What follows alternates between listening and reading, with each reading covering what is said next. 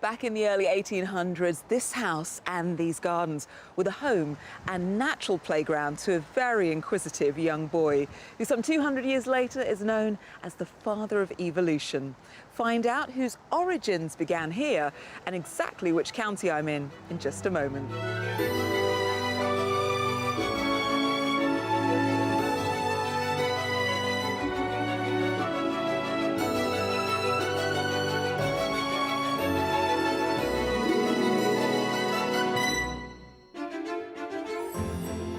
It's the good life that's driving today's couple to find their rural idyll. Indeed, relaxation is high on the agenda. A good space. I'm just a little bit concerned where my TV's going to go. But one property really hits the nail on the head. Steve, I know you wanted to be in bed and watch TV. That is perfect. That's just like home from home. Today, I'm in Shropshire, and these are the grounds of Mount House in Shrewsbury. This is where a young Charles Darwin was first captivated by the natural world, a fascination which in later life led on to his groundbreaking work on the origin of species. These woodlands were the Darwin family's thinking path. Today, they're looked after by the Shropshire Wildlife Trust.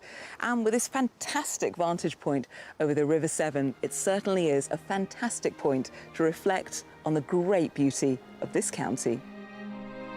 The landlocked county of Shropshire sits between the West Midlands and Wales and borders 6 other counties. The undulating landscape of the Shropshire Hills area of outstanding natural beauty covers around a quarter of the county and climbs to its highest point, Brownclea Hill. At 540 metres, it provides expansive views over agricultural fields. Set in the valley here is the small town of Clun, whose 15th century bridge arches over the River Clun and connects its 2 halves. On one side, the robust square tower of its Norman Grade II listed church is typical of many in these border areas and would have been used for defence in times of conflict. On the other side are the imposing ruins of Clun Castle, which centuries ago protected the region from Welsh attack. Just outside the Shropshire Hills is the medieval market town of Ludlow. Today it's a gastronomic hub and home to around 500 listed buildings, with many distinctive timber frame examples. It's clear to see why poet Sir John Betjeman thought Ludlow to be the loveliest town in England.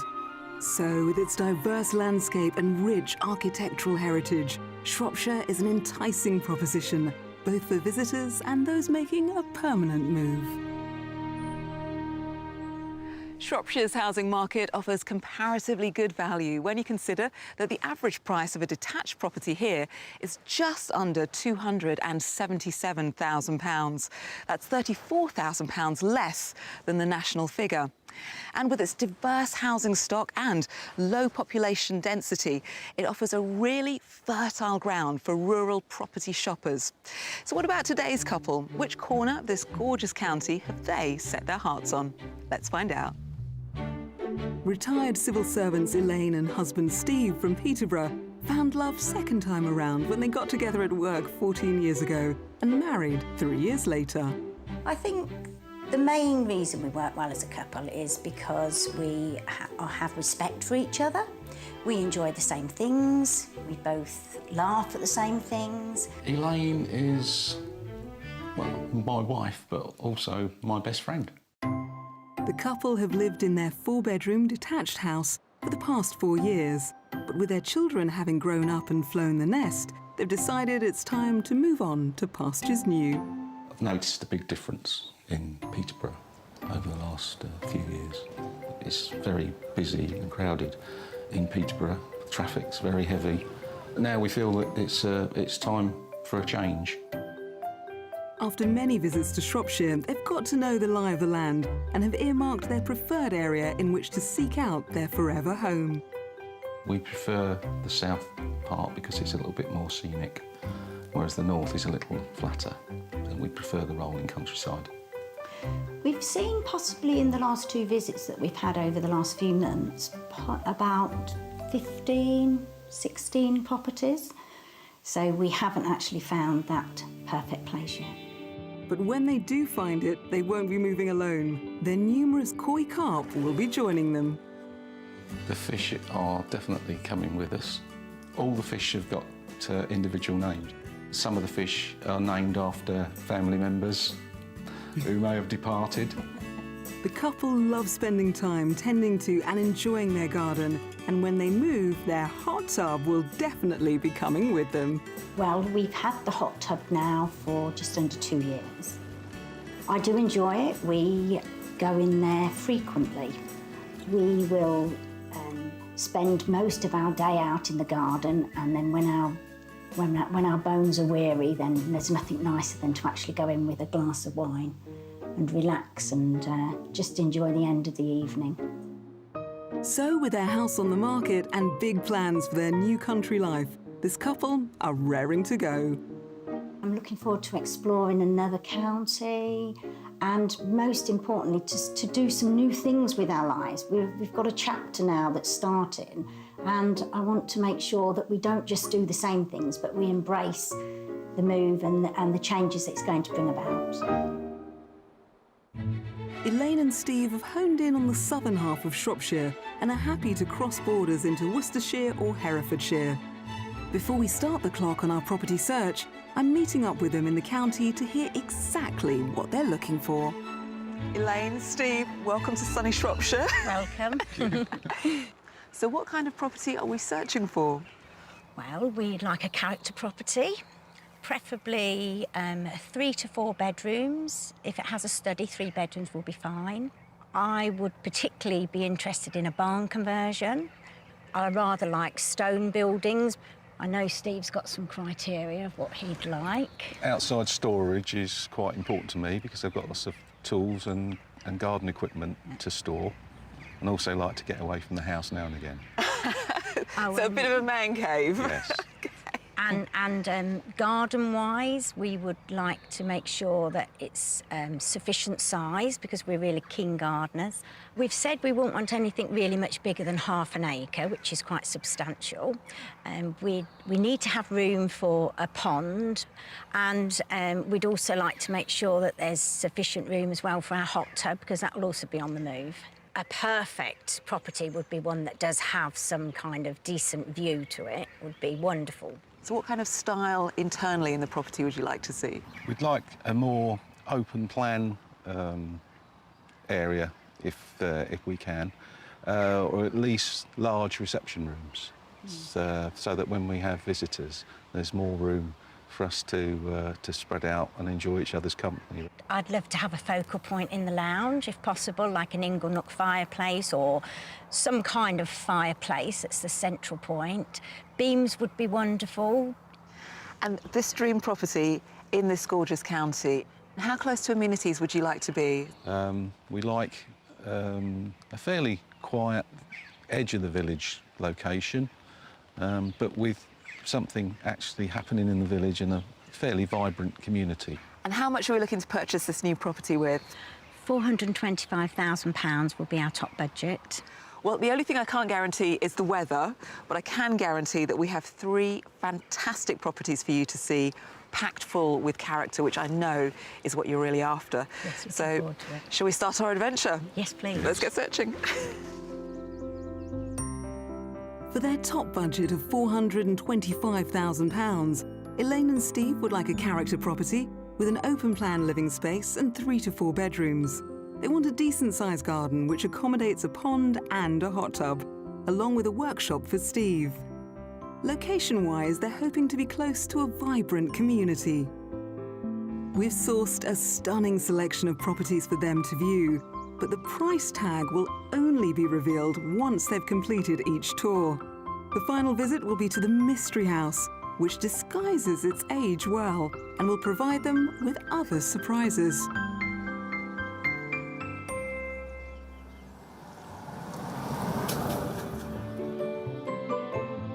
Mindful of their request to live in a community, we're starting our property search in Much Wenlock. This medieval town is home to just 3,000 residents. It's had a market charter for 700 years, and there's still a market held here today in the 16th century Guildhall. There's also a variety of independent shops lining the attractive lanes. The town is also the birthplace of one Dr. William Pennybrooks, who inspired the modern Olympic Games. Do you know much Wenlock at all?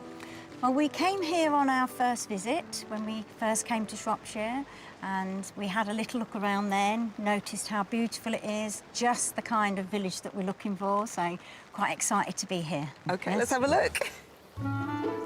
Our first property is a 2-minute rainy walk away. Very nice, quirky. Built in 1661 in the reign of Charles II, just packed full of original features. I love the windows, I love the doors. Timbers. Yeah, I like the look of it. Very nice. And you wanted local amenities. Fabulous location. Right, you got the butcher, the baker up the road. Yes, all we need is a candlestick maker. Should we take a look inside? Very much so. Definitely. Not even a good old British downpour can dampen their spirits as we head past the Grade 2 listed facade and explore its historic interior. Right, let's get in, out of the rain. In you come. Oh, nice and cosy. Very cosy. I like it. Yes. Character.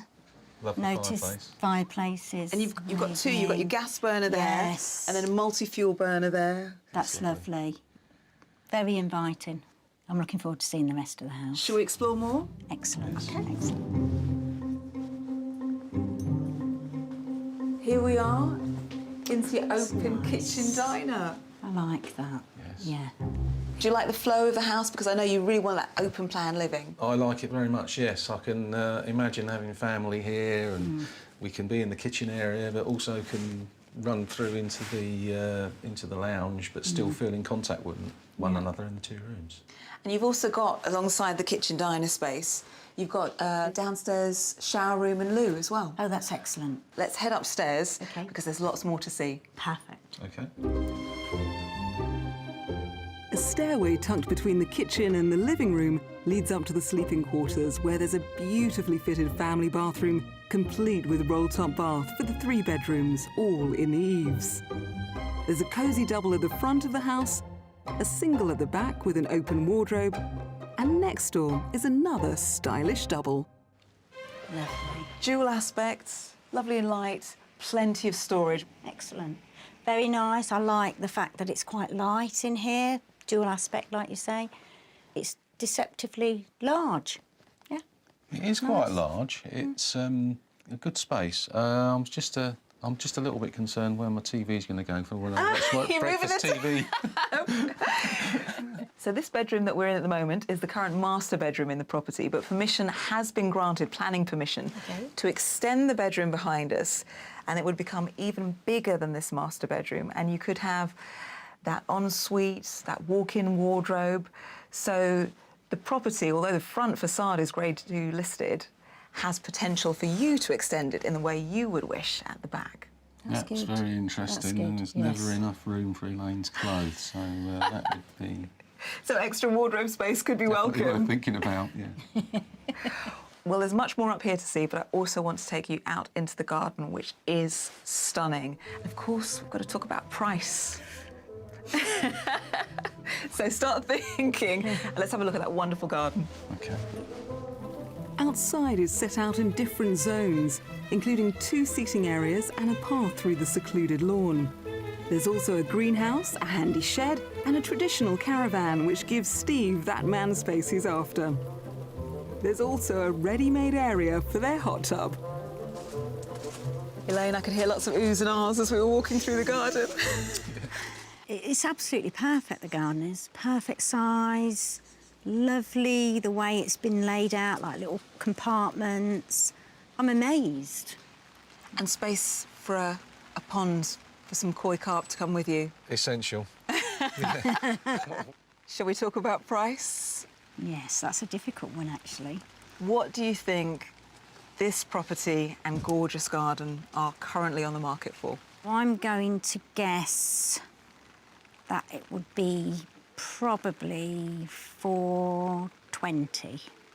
OK, £420,000. £20,000. Steve, what do you think? So I think it's a little bit lower than that. I think it's 410. This property is currently on the market for £385,000. Wow. I'm surprised. I am. That's good value. That is good value. Well, now you know about the price, and with that planning permission, why don't you head back in, have another look around, and we'll catch up in a bit. Wonderful. Okay. I'll catch up with you later. Thank you. This stunning 17th century cottage is a substantial £40,000 under budget. It's packed with original character, and the downstairs living areas have great flow between them. Upstairs there are 3 bedrooms, and outside they get their garden paradise. What's more, Steve gets his man cave. Location-wise, it's a stone's throw from the hub of the community. This is nice, Steve. It's bright and a little small at the moment, but if It's we small. was to consider an extension, this would then become the master. Overall, I like the property very much. It's got lots of plus points, but it's deceptively large in actual fact, and the garden is absolutely beautiful. Really impressed with the property. Nice size, bright. I could visualise myself living here. Fabulous location. Garden is amazing. Really impressed overall with property number 1. Great start, even if a bit wet. Hi guys, come out, the umbrella's ready for you. Have you had a good look round? Yes. Seen enough of property 1? Seen enough. Okay, Yes. great, smiling, I like that. Should we head off to property 2? Excellent. Oh, come on. Lead on.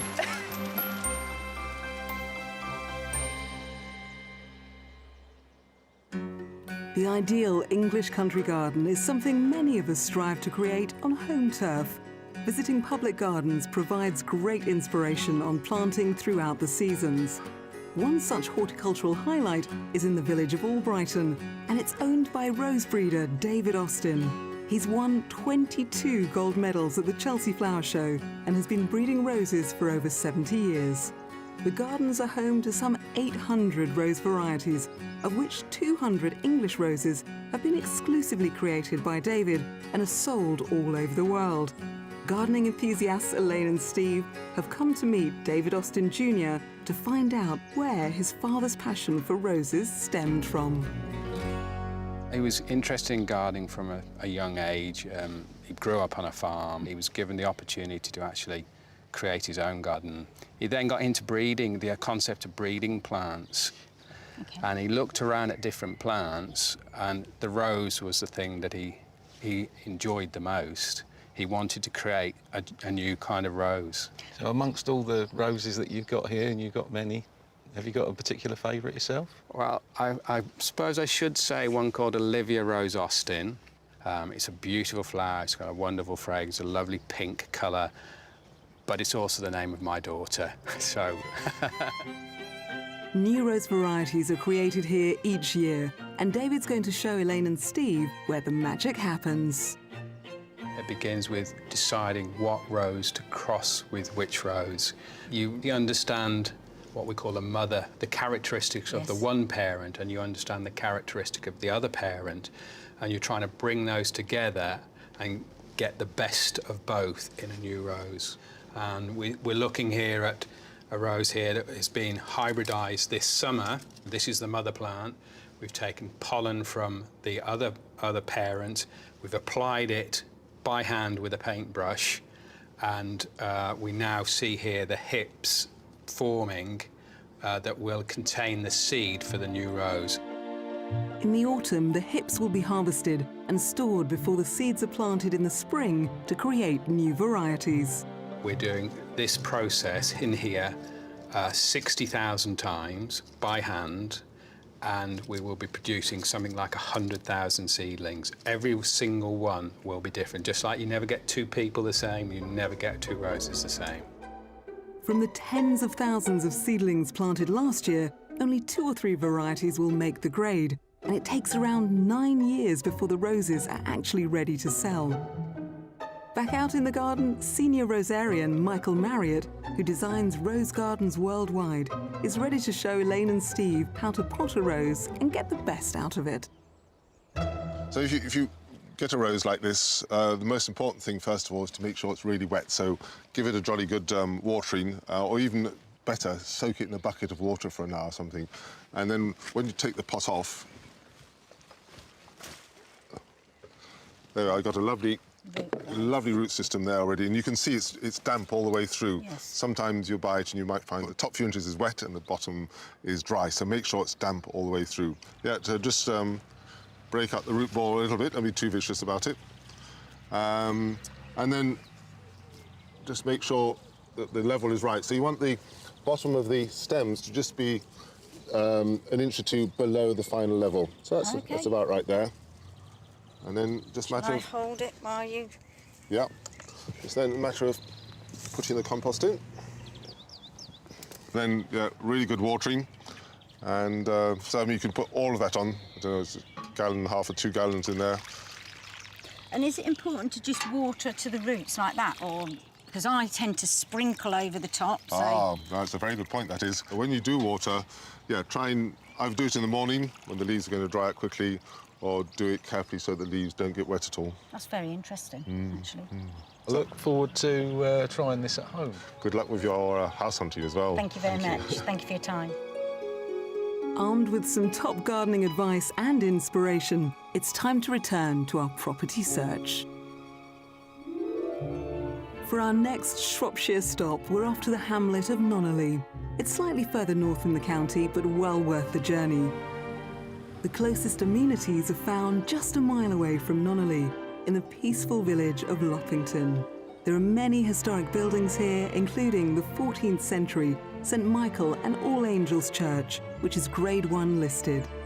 There's also a village hall, a post office, and a dining pub.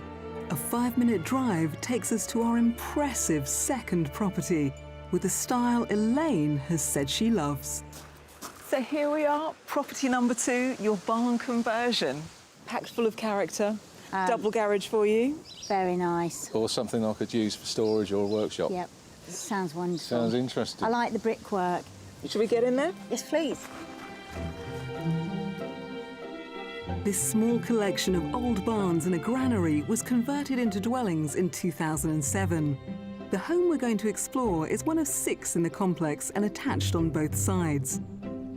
Inside has real wow factor. A large hall leads us into an open-plan kitchen diner. I'm amazed. I love it. It's a wonderful room. And I But, love I the mean- fireplace. So I wanted to have a space where, when our guests come, I can be still cooking and I can be with everybody. And this is it, isn't It's it? huge. Very contemporary interior that mix with the beautiful old features. Just what we want. Just right. The ground floor of this barn conversion is laid out in a T-shape. Behind the kitchen and also leading off the hallway is the sitting room. This was the granary in the property's former life, and it's where we continue our tour. Really good space.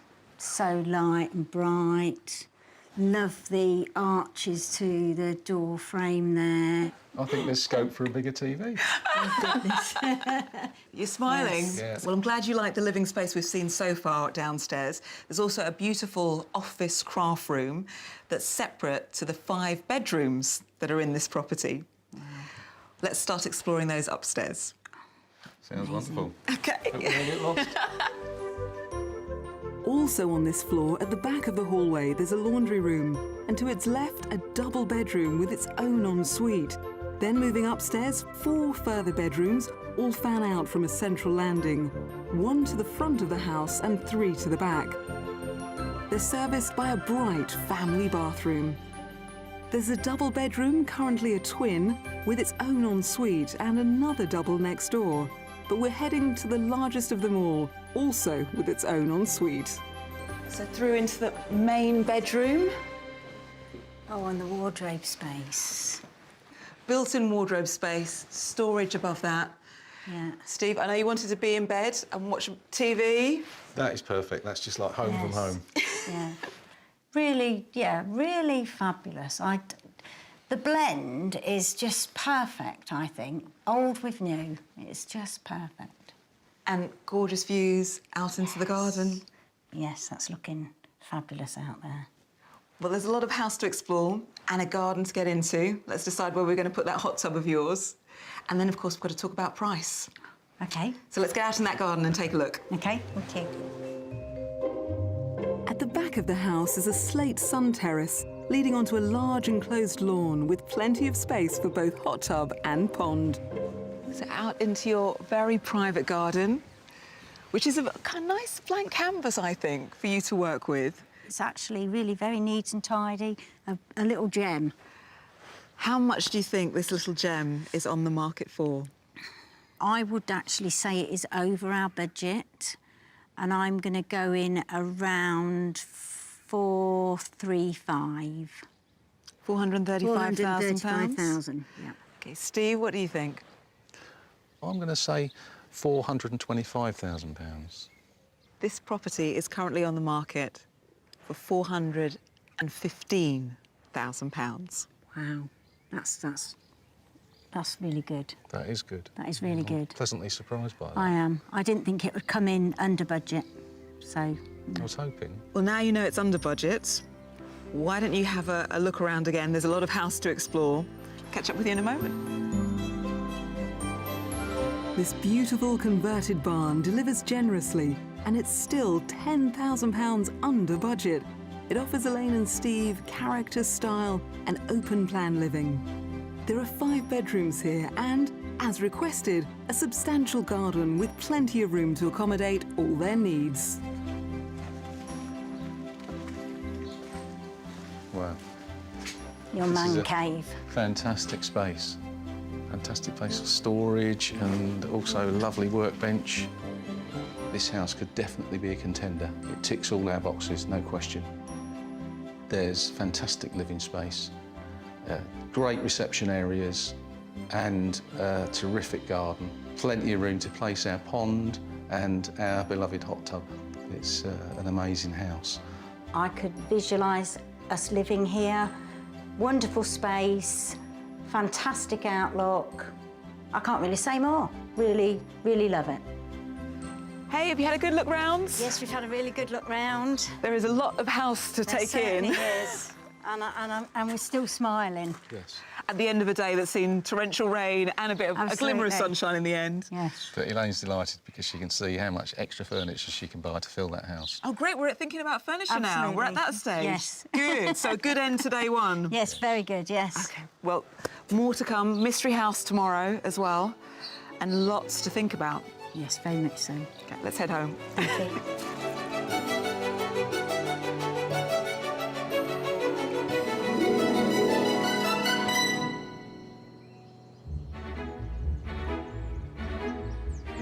It's the second day of our tour around Shropshire, searching out a country pad for Elaine and Steve from Peterborough. They've got a top budget of £425,000 to buy a 3 to 4 bedroom character home with a garden big enough for a pond and a hot tub. We're in with a remotely good chance of striking gold with our mystery house. It surprises me that when something's in such beautiful surroundings, it lifts your heart so much. And I'll be finding out how drinking greens can be palatable. Oh, that is delicious. Having already seen 15 properties, it was always going to be tricky to find Elaine and Steve something that perfectly fit their bill. But both houses on day one seemed to do that, even though they were quite different in both style and location. So where does that leave today's mystery house? Well, it's in a very tranquil location with a character that's not quite what it seems. It's really going to give Elaine and Steve an awful lot to think about. What do you think the mystery house might have in store for us today? I think property number 3 could be a curveball. I believe it's going to be one that's going to have a view. My guess could be that it might have a more contemporary feel to it, slightly different to what we've looked at, but with some kind of character. Steve, what do you think? I thought it might be perhaps a new build type property, but with some character. But whatever happens, I think it will blow us away in some particular way that will be completely unexpected. We're really excited about the mystery house.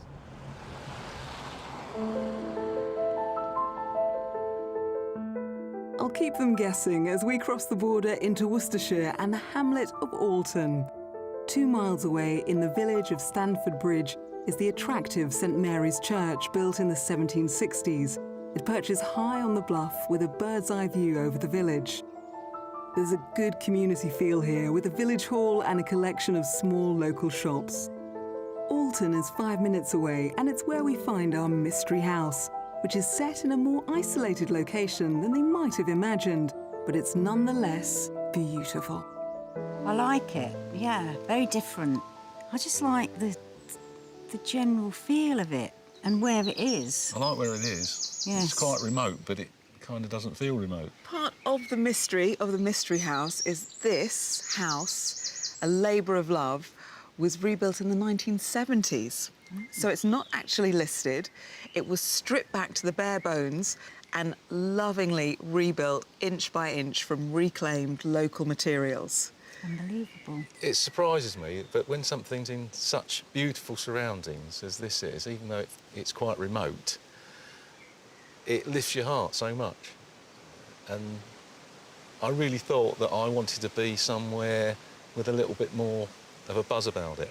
But this gives me a really good feeling. Well, let's get inside. OK, excellent. To the left of the mystery house is a large detached garage with power, an ideal workshop for Steve.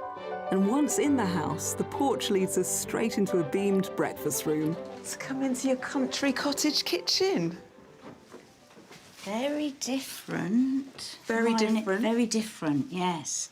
Lots of character, but you know what? A little smaller than I thought it would be. But it's very quaint, and I think it goes with the property. You also have more space around the corner of the kitchen there, where all the white goods are, washing machine, etc. Whoever's done it like this, I think, has got it right for this property.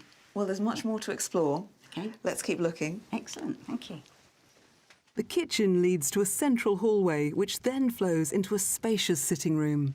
That is very nice. The fireplace is very nice. Fireplace is amazing. That's Yes. just what I've been looking for. It's got the character. It's a good size. Windows all round, so views of the garden. Very nice. The room feels quite small to me. But cosy. Well, let's have a look upstairs, and then OK. let's see what you think. That's wonderful, thank you. Retracing our steps to the main hallway, a staircase leads up to the first floor, where there's a family bathroom servicing what could be 4 bedrooms. There's a potential double and a snug single on one side of the house, but we're heading to the landing in the middle. Now, you may see the partition here. This study area was actually a 4th bedroom. So they've removed that.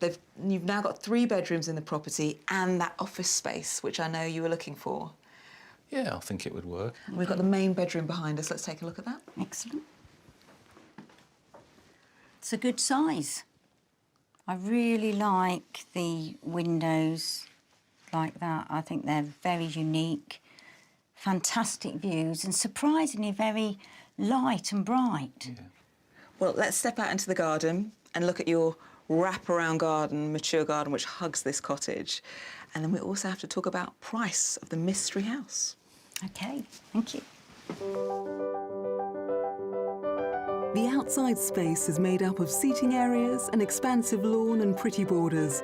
And with the remoteness of our mystery house come the welcome sounds of the countryside. There's a little stream at the end of your property, and this garden is not overlooked by anyone. So wherever you want to put the hot tub, no one's going to see you at the end of the day having that nice glass of wine and unwinding. It's literally grazing fields on either side. I think the outside of the property, I would even refer to them as the grounds. They are absolutely gorgeous. The views, amazing. Well, now you've had a chance to have a good look round inside and you've taken in the grounds as well. What do you think the mystery house is on the market for? Let's talk money. I think it's on the market for £375,000. Elaine, what do you think? I'm going to guess £385,000. Well, Elaine, you're closest to the price, but the mystery property is actually currently on the market for £450,000. But the owner is willing to consider offers. So, with that in mind, why don't you re-explore the cottage and we'll catch up later. There is a lot to talk about. Okay, thank you. Granted, this enchanting timber-framed mystery property is £25,000 over budget, but the vendor is open to offers. The spectacular setting, by Steve's own admission, was completely unexpected. The charming interior is full of character, and there's the option to have 4 bedrooms. Outside, there's a wonderful garden with views, and a double garage provides a workshop space for Steve. However, one of the challenges could be not having a community right on their doorstep. I like this. This is a terrific space, a character workshop to go with a character house. Architecturally, this is a wonderful property, and it's set in a beautiful location with superb views. But inside, the accommodation is really too small for us, both downstairs and upstairs. The gardens was amazing. Overall, the property is stunning, but on this occasion, I don't think it would be for us. You've had a good look round? We have, thank you. Seen all you need to see of the mystery property? Yes, I think very so. much so. Well, should we find somewhere for a cuppa? Because I have a feeling we've got a lot to talk about. Okay. Like a good idea.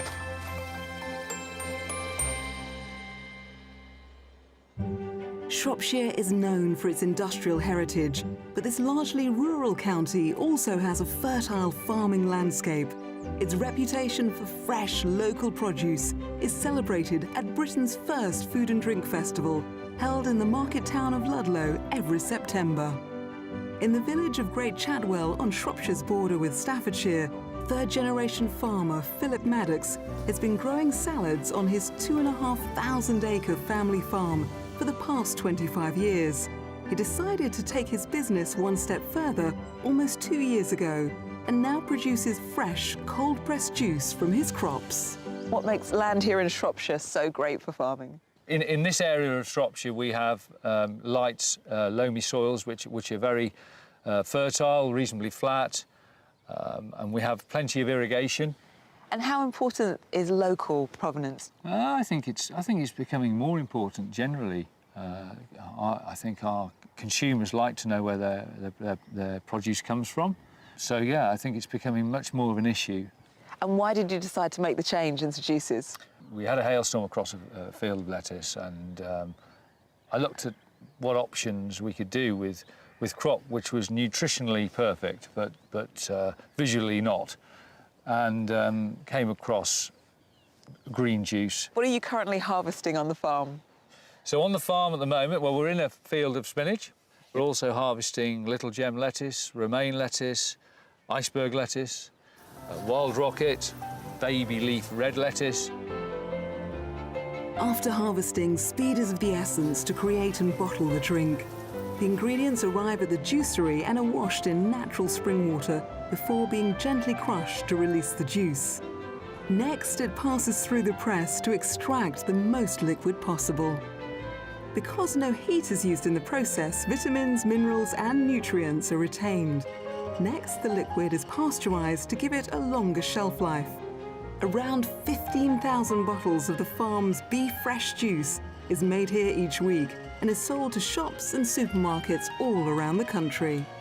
Product Development Director Julian Cannings is going to show me how to create a perfectly nutritious and appetising blend. So the ingredients we have today are the apple, the cucumber, spinach, kale, some lemon and some ginger. And the spinach, did that come from the field I was in this morning? It did, yes, and the kale as well. Our other products is what you can see here. The apples come from Herefordshire, the cucumber from Hertfordshire, the lemon and ginger, obviously, we can't grow ourselves in the UK at the moment. And how long does it take from an ingredient to go from the field or being picked to being in a juice? It literally can be in the juicery within a few hours. Wow, that's fast work. That's fresh. Indeed, that's very fresh. So what are we going to be making today? We're going to be making one of our popular green juice recipes. OK, Julian, where do I start with making the juice? No problem at all. So first of all, to take the bottle. Yeah. Then if you'd like to take the apple juice. So we start with the apple. Yeah. Love that colour. It's gorgeous. We'll go to about one part of that, I'll tell you when. OK, we'll just... Ooh. Steady hand. That'll do. Oh, little fresh cucumber in there. About the same again? Yeah, perfect. Okay. Well, I like a bit of spinach in a juice. Yeah, it's nice and freshening. Okay, that's a good colour Keep again. going. Look at that. Ooh. That'll do. Fantastic. Okay. Next in, it's kale, a dash of lime and a little ginger. Give it a little bit of a shake. Okay, and then the taste test. Let's see how well I've done. Okay. Wow, look at that. What a great Beautiful. colour. Great colour. Cheers. Oh, that is delicious. Julie, thank you so much for taking me through the process You're and very making welcome. a great juice. You're very welcome. It's great to see a local farm reaping the rewards from diversifying and creating produce that's both inventive and commercially viable. Elaine and Steve have been searching for that rural lifestyle in Shropshire, but I'm not 100% certain even they knew quite how rural they were willing to go. We've shown them 3 stunning properties in very different settings, and I can't wait to find out which one is their favourite. I'm dying to know where we go from here. What's your next move? You've shown us 3 excellent properties, and each one has brought some star quality to the table. We are quite torn between 2 of the properties, number 1 and number 2. But on balance, we felt that number 2 offers us the kind of space that we would like, and subject to looking around the area a bit more, we would certainly give that one some further consideration. And make an offer? Oh yes, definitely. For us, it actually provides the accommodation, and we could see the lifestyle unfold in that property. The house, for us, was perfect in every way. The accommodation met our requirements, and even the added bonus of an extra bedroom, which is amazing. I'm so excited for you. You know, we're even more excited about our move. We feel more at home now as well in Shropshire than ever. Well, it's been a joy to explore this gorgeous county with you. I'm glad we found you 3 gorgeous properties to explore, and fingers crossed, all being well, moving forward, one new home to move into. Let's hope so. I'm inviting myself to the housewarming. Oh, well, congratulations. Thank you. And yeah, keep in touch, let us know how it goes. And thank you very much. Thank you. We began our search here in Shropshire looking for a home for Elaine, Steve and their hot tub. And I'm pleased to say we've found a property that meets all those requirements. We wish them all the best with their second viewing. I'll see you next time. Elaine and Steve did revisit the second property and put an offer in on it, which sadly wasn't accepted. Cano agas diner. Find out what that means and where I am in just a moment.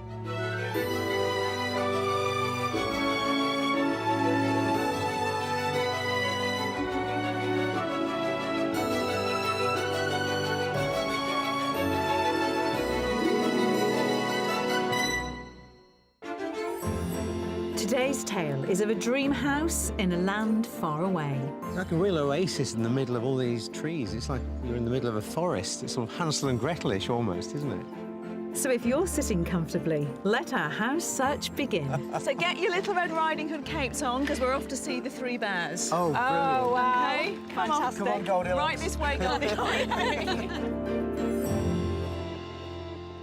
I'm on the banks of the beautiful River Tamar, the natural border between Cornwall and Devon. And Cano agas diner means welcome to Cornwall, which is where I am today. Now, the Cornish language is derived from the ancient Celtic dialogue that was spoken by settlers to the British Isles long before the Romans invaded. It was first recognised as a distinct language in 600 AD, but had mostly died out in spoken form by the 19th century. But in recent times, it's enjoyed a welcome resurgence, and in 2009, Cornwall Council recognised it as a unique cultural asset to be safeguarded and promoted with pride.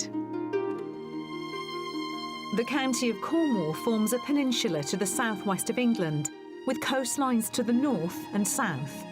The county's name is derived from its shape, with corn meaning cairn or horn. Recognised as one of the Celtic nations, the Cross of St Piran's, white on a black background, is the flag of the region and dates back to at least the first part of the 19th century. Bodmin Moor is a designated area of outstanding natural beauty, with towering granite tors, bogs and marshes.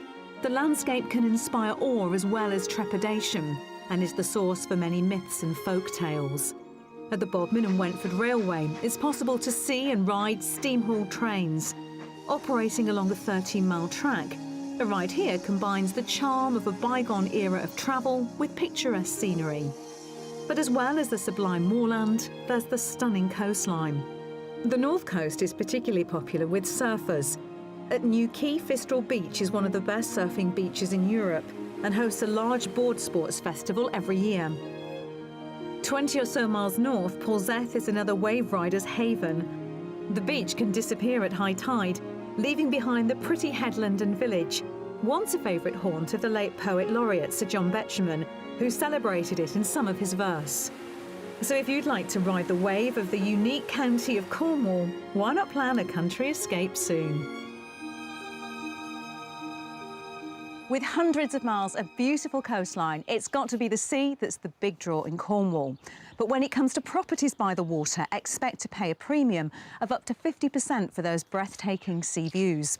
But having said that, the average cost of a detached property across the region comes in at £22,000 below the national figure, with the best bargains to be had inland and away from the desirable North Coast. So why did today's couple fancy a slice of Cornish life? Let's meet them and find out. Today's buyers are Tony, a dentist, and Debbie, a dental nurse and practice manager. This husband and wife team have recently sold up their dental practice and home in the Warwickshire town of Leamington Spa and are looking towards retirement. Currently, we're living over the shop, as it were. We live in a beautiful Grade 2 listed building with the dental practice on the ground floor, which has worked really well for us over the last 10, 12 years. But there are downsides to it. It's a busy town. There's lots of industries moving sort of around Leamington now. But we're now looking forward to our retirement in a couple of years' time and generally a quieter, more peaceful life. And to find that less hectic lifestyle, they've set their sights southwest towards the sea. We decided to move to Cornwall because we love the countryside, rolling hills, we've got the coast, everything's sort of small and quaint. Once you get over the border into Cornwall, there is a feeling of, we're here. The countryside, the topography of it changes almost as soon as you cross the border. Lots of interesting scenery. It just seems to fulfil all the needs, wants and desires one could have for a retirement. Although currently renting and working as employees in the dental business they once owned, they're looking forward to the next chapter and a chance to enjoy a completely different way of life. We enjoy cycling. You can't cycle in Leamington, and it's very busy, there's lots of traffic. It's not something you really like doing. I have a great love of horses. I really love horse riding. So it's definitely something I'd like to do more of when we move. There's nothing nicer than having a good gallop down the beach. My main interest in terms of hobbies is golf. I like to be able to play 2 or 3 times a week. There's some beautiful golf courses down in Cornwall, so yeah, really looking forward to that. And maybe getting Debbie interested in playing as well. As well as pursuing existing hobbies in the Cornish countryside, they're hoping for a country home that will give them the chance to get green-fingered. We're definitely looking forward to having some more land. Because we live in the middle of the town, we have a small outside space. Yeah. It's more like a yard, but what we really want is land. I've never really been into gardening, but I'm quite looking forward to learning the ropes, as it were. I'd actually like to think I can grow my own veg and fruit as well. But most of all, it's about the peace and quiet of rural living. For me, moving to the countryside means we don't have car horns, we don't have partygoers at 1 a.m. coming out of the pub. Fresh air, freedom, space, quiet.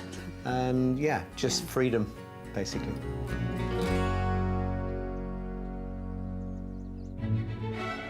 Tony and Debbie would like to concentrate their search in the north of the county. But before we start looking at houses, I'm meeting them in their chosen location to find out what they want from the move. Good morning, you two. Morning. Hi there. Welcome to Cornwall. Thank you. Now, Cornwall is a huge and very beautiful county. What is it about this particular part that makes you want to move here so much? You've got access to the very south and Land's End. You can go to the north coast. Everywhere is pretty much accessible from this part of Cornwall, really. Now, I understand that you're sold and you're ready to go, is that right? Absolutely. We're cash buyers, so that makes it nice and easy. We are still committed to working in Leamington for the next 2 years, but we just want to put our money into the property now. So let's talk about the house that you're hoping to find here. Yeah. What do you have in mind when you think about this lovely home that you're going to share together here? Very much a character property, a country property, somewhere with some land, space to breathe. And yeah, we don't want a nice, neat lawn. We want land like an orchard or a spinney or woodland, just to have that feeling of space around us. The kitchen's probably one of the most important parts of it, you know, big farmhouse kitchen. So if you're coming off your land or you're coming in, you can throw your wellies in the corner and not worry about walking into your kitchen. Nice single nook fireplaces. And in terms of location, a nice village pub to walk to on a summer's evening. That would be great. We do want edge of village so that we're not completely isolated.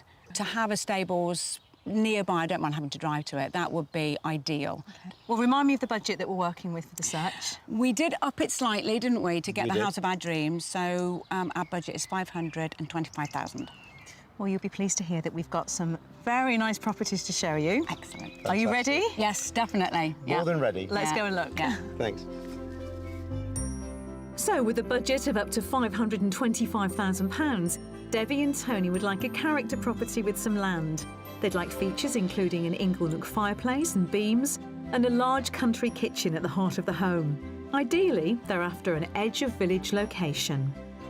We've got 3 wonderful and very different homes to show them, and at each I'll be getting them to guess the price before I reveal it.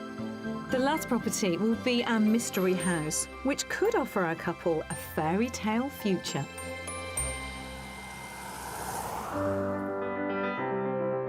Our search is starting in the outskirts of Lostwithiel. This small market town at the head of the Foy estuary dates back to the 12th century and was once a stannery centre where proceeds from the tin mining industry were collected on behalf of the Crown. Now known as the antiques capital of the county, its vibrant community hosts many regional events, from vintage fairs to a cider week. The town bridge features 5 pointed arches with parts thought to be 13th century, whilst in the countryside outskirts, Restormel is one of Cornwall's 4 Norman castles and has a notably circular design. And in its own delightfully rural edge of town setting, we find house number 1. Really pretty. That's a great start. It is, isn't it? It looks great.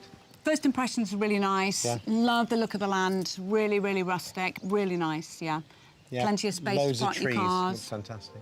Are you keen to explore Looking inside? forward to seeing inside, yeah. Certainly am. Well, there's a lot to show you, so let's go and explore. Yeah, brilliant. This brick and cob cottage with slate roof is believed to have been a tannery and dates back 3 centuries. And inside, the period charm has been retained. So we're through that pretty little entrance hall into a very, very cosy living room. Yeah, it is. Beautiful fireplace, yeah. That's stonework. That's Yeah. fantastic.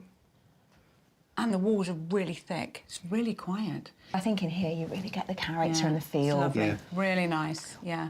Could you imagine yourself in here, Tony, on a cold winter's evening? Yes, absolutely, with the log burner going.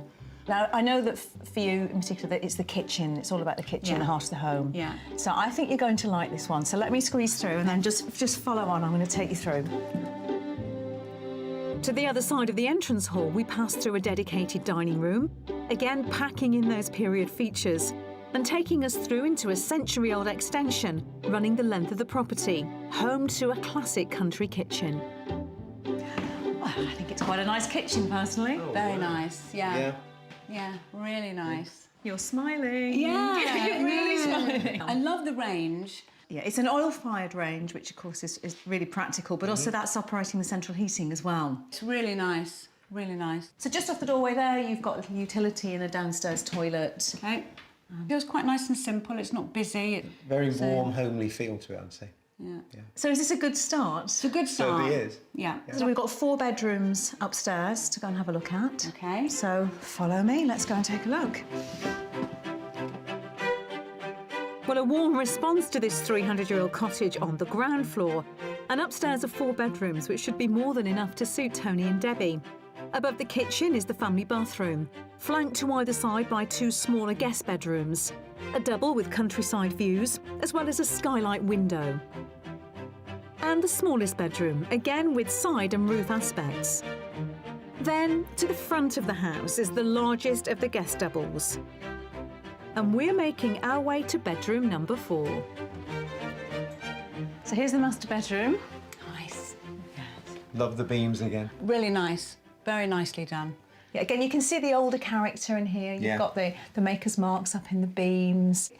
Everything about the house so far is really quite nice and country, but simple. Yeah. They've done it really nicely. It's got lots and lots of good points, this place. Everything is a little bit smaller than we expected, but by the time you've seen the whole property and you put it all together, it doesn't need to be any bigger than this, and it is a good contender. What we've seen so far is really nice. Yeah. OK, well, I think the garden and the outside space is what could possibly swing this from being a good contender to the contender. Yeah, OK. So, come on, let's go and explore it, because there's a lot to explore. Well, they said they wanted land, and this country cottage comes with plenty. In fact, there are 4 acres of gardens and woodland, as well as a summer house and patio seating off the kitchen. Certainly a far cry from their tiny town centre yard. It's just so pretty and peaceful in this garden, isn't it? It's beautiful, absolutely lovely. It's really lovely. It's exactly what we asked for. We didn't want a nice, neat lawn. This is perfect. Yeah, really nice. Like a real oasis in the middle of all these trees. It's like you're in the middle of a forest. It's sort of Hansel and Gretel-ish almost, isn't it? Fantastic riding locally. Good stables that you can go to ride. The nearest is 10 minutes away. Yeah. That's really handy. Yeah, 10 minutes that's to really the nice. golf club. Sounds good. So that's your Monday sorted out, golf and riding. Yeah, no, perfect. What do you think this property is on the market for? My best guess is 460,000. OK, Debbie, over to you. I'm going to go a bit higher. I think I'm going to go for 90. I'm afraid you're both wrong. OK. No surprise so there. we're going to meet in the middle of both of you. Oh. It's on the market for £475,000. Oh, It's been okay. on the market for about a month. I'm pleasantly surprised because I thought the land and the location would bring it a little bit higher than that. More and more, I like it, particularly now we've seen the land. The more you walk around, the more you then come out. The more I see, the more I like it. OK, well, why don't you go and have another look around? You said you wanted to be able to come in off your land, through the back door. Throw the wellies in the kitchen. wellies. We can't throw your wellies in the kitchen, but off you go, off the land and through the back door. Thank you very much. OK. Leaving £50,000 to play with in the budget, this 300-year-old brick and cob cottage comes with 2 charming reception rooms, a kitchen with a range and 4 bedrooms. With its own rambling 4-acre plot, it's well located on the outskirts of a small market town. Look at this ground, look at this land, 4 acres. I can't believe the size of it. I mean, you know, all this would belong to this one house. It's incredible. I'm really pleasantly surprised. The more I walked around, the more I liked it. It's very pretty. The location is perfect. It's perhaps a little compact. The kitchen's fantastic. It goes out into the garden, which I really like. The land with it is just amazing. I mean, that is a big, big bonus. The house itself is lovely, very old, full of character, full of exposed beams. The fact that there's only 1 bathroom is a slight drawback. We were ideally looking for an ensuite with the master bedroom. I could see myself living here with a few changes, but I'm looking forward to seeing the next property just in case. The fact that it's under budget obviously means that it's quite an attractive proposition, but price isn't the be-all and end-all. It's really, you know, where we want to be for our retirement. This is a lovely spot, listening to that brook. It's beautiful. It is, isn't it? It's gorgeous. Have you seen enough?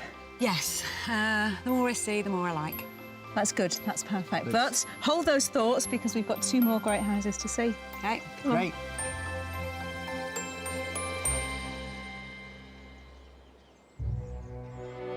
Britain's history of domesticating horses goes back over 4,000 years.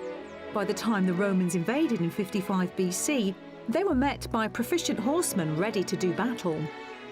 But modern riding styles were really developed in the 18th century, when the growing popularity of fox hunting, combined with the enclosure of land, required horse and rider to jump fences and hedges. Over 1 million Brits now ride, and Cornwall, with its variety of trails through wood, moor and coast, is one of the best places to enjoy the pastime. Debbie and Tony plan to make the most of the horse riding opportunities in the region, so we're sending them to find out about an equestrian craft from Cornwall's first master saddler, Jane Talbot-Smith. Can you tell me a little bit about what you actually do here?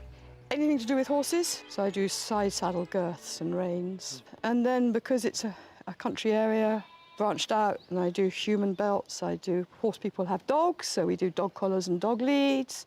And then shooting people come in and, can you mend my cartridge bags? You name it, it comes in, I take a pattern and make it again. How did you actually get into saddlery and working with leather? I actually went and worked for horse-drawn vehicles and built horse-drawn vehicles for 2.5 years. Started doing the leather on them, then went to Saddlery College, which was a 1-year course at that time in London. It has a certain skill. A strap is a strap, whether it goes around a human, on a horse, on a dog, a strap's a strap. And techniques just vary slightly. We buy the leather and then you cut it into strips, edge it, stain it, crease it, punch a hole for the buckle, put the buckle in, stitch it up. Well, I can't wait to see your workshop. Good. So... Well, let's go in. Fantastic. Thanks. In her compact workshop, Jane crafts hundreds of items a year, from specialist harnesses involving over 100 hours of work to smaller items. This is a saddle bag on the back of the saddle, on there, to take your sandwiches or binoculars or whatever you want. And then these are really useful, I think, with riding as well, because you're not really supposed to put phones and things in your pockets. Well, I also do a front one, which was designed for phones. Yeah, yeah. But it's not all about saddlebags for smartphones. Some of Jane's pieces hark back to a bygone era. Bellows like this, which I do the carving on, would work. Wow. That is beautiful, so intricate. Unfortunately, the market for bellows has dropped a bit because everybody has wood burners and they don't need bellows. Demand for bellows may be waning, but Jane's beautiful hand-stitched strapwork sells as far afield as the United States, Germany and Zimbabwe. If you want to check whether it's hand-stitched or not, always look at the back, because the back is never as smooth It's uneven as the front. You get some who are really good stitchers, better than me, and every so often they'll throw a stitch out like that to prove that it's hand-stitched. Oh, right. Really? Because a machine can't do throw that. a stitch. So, what can we do today? Well, I thought you might like to try a bit of plaiting. Oh, OK. Right, let's have a go. Jane is plaiting in the round, using 4 strips of leather that are kept under tension to create a really tight finish. In theory of plaiting is always you work from the outside over one to the inside. I see. Hold that knot there, and then with that hand pick that one up, pick this one up, and put it over the middle one. And take that one. Yes, you want to keep the top of the leather always on the top. On that, right. Now you're getting there. It really is. It's not as easy as it looks. I would imagine if you don't concentrate, you would totally lose your place. Yeah, you have. Yes, I have. Well, Tony will have to brush up his tack-making skills later, because one of Jane's horses is ready to take them for a ride in a handmade carriage. Good girl, and walk on. Good girl. Good girl, come, walk on. But it's time to get back in the saddle for their house hunt, here in the beautiful Cornish countryside.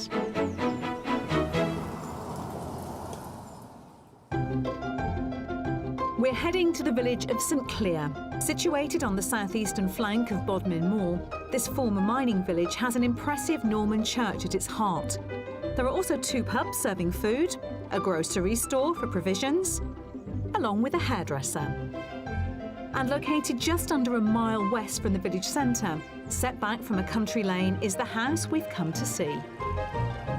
Oh, wow. This is stunning. This is absolutely stunning. Certainly is. So it's what you imagined from your escape to the country, is it? Yes, It is. yes. First impressions are absolutely incredible. spot on, yeah. Really nice. This seemed to really fit the bill for what you're looking for. Oh, I think so, yes. Yeah, it is stunning, yeah. Am I tempting you? Yes. Very much. Do you want to come and have a look inside? We do. OK, sure. Come on then. Thanks. This impressive barn conversion was completed in the year 2000. With a sprawling ground floor layout, the entrance hall leads to a huge multifunctional kitchen and living space at the centre of the home. showcasing the building's agricultural heritage with contemporary finishes. No way! What is Oh, this? my God. This is to die for. Oh, this is just Look at amazing. It's this massive open plan, living, kitchen, dining, you know, chilling out space. And then there's a garden room through the double doors, which is currently used as a dining room. Right. There's quite a lot to talk about in here. Our bed. Are they basalt or? They're granite pillars and they go way down into the ground. Yeah. So they would have held the roof up. Yeah. And this was actually parking for the farm vehicles. I've never seen anything like that in a house before. It's fantastic, absolutely fantastic. Is it big enough for you? Because I'm very worried. Oh, yeah, it's definitely big enough. You couldn't be more perfect. OK, so you're keen to see any more So of the we'd house? like to see the rest of it now. No, we're keen to buy it. Steady on. So if you let me squeeze through the middle of you, follow me. Tony's already reaching for his checkbook, but back across the entrance hall to the rear of the property is a further reception room with yet more farming heritage. So come through into my parlour. And this actually used to be the old milking parlour. Oh, See what I did there? Oh, yes, yes, very good. And it's a really cosy space. It In is. winter, this is probably where you'd want to hunker up.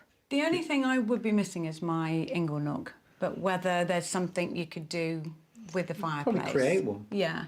But it is a lovely room still. Yeah, really nice. Got a lovely beam, so much character. OK, good. Well, you're still smiling. Yeah, no, really nice. Try really taking the nice. smile off All my right. face. Shall we head upstairs and see if we can, you know, Yes, keep the smile definitely. going? Keep Let's go and going. take a look Okay. at the bedrooms. There's a lot to grin about on the ground floor, which also includes further accommodation off the entrance hall with a study, utility room, and downstairs shower room. At the other end of the house is the first of this home's 5 bedrooms, a double with an ensuite bathroom. The upper floor is arranged across 2 distinct sections, reached by separate staircases. One set of stairs leads to a huge double bedroom with a feature wood burner. Then from the other staircase in the entrance hall, we find a cloakroom with wash basin and 3 further bedrooms, a single to the rear and an L-shaped room with a built-in bed. Lastly, bedroom number 5 is a generously proportioned master with both ensuite bathroom and dressing room. Really gorgeous.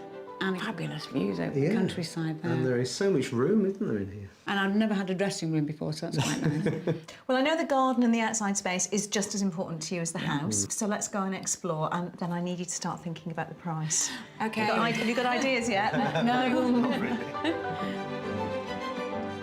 It's great that Debbie and Tony are already thinking of ways to tweak this barn conversion's interior to make it work for them. Outside, there's a double stone garage and workshop space, plus a section of stream running through over an acre of grounds. It's not too manicured. No, but very manageable, actually. It is. Right, you've seen it all now. Yeah. So, Debbie, it's you to go first. I'm going to say 515. OK. She said hopefully under budget. I would think it's pushing to the top end, 525. I'm afraid you're both wrong. Right. You're both under. It's on the market for £550,000, so it is over your budget. Yeah. However, we've had a conversation with the owner, and they have said that they would seriously consider an offer from people who are in a strong position, which, of course, the two of you are. Yes. Yeah, that's good that they're willing to negotiate. Go and think some more about this. OK, we'll go take another look. Go take another look, and I'll catch up with you. This beautiful barn conversion may stretch the budget, but it offers an incredible amount of space inside and out, including an extensive open-plan kitchen and living space, 5 bedrooms and a total of 3 bathrooms. There's over an acre of grounds, all in an edge-of-village location. I have to say I love this garden room. So do I. I think we'd live in here, wouldn't we? Yeah. Yeah, you'd have your breakfast in here, your dinner in here, you could just chill, you could have a dining table, you could have comfy wicker furniture. Yeah. Absolutely fantastic. Beautiful surroundings, great garden. I love the garden room. The kitchen is absolutely phenomenal and it couldn't be better downstairs. So lots of positive features. I think the house is fabulous. There's so much character to this property as well, with all the exposed beams, granite pillars in the kitchen, and that's something you don't see every day. Definitely could see myself living here. don't know about you two, but I found my favourite spot in the house. It's perfect. You're looking very chilled. Very at home here. Well, I think that's 2 really good viewings. Yeah, really Absolutely. good. Can't thank you enough for finding 2 properties so far that have been excellent. I think it's time to go and mull them over. Okay? Absolutely.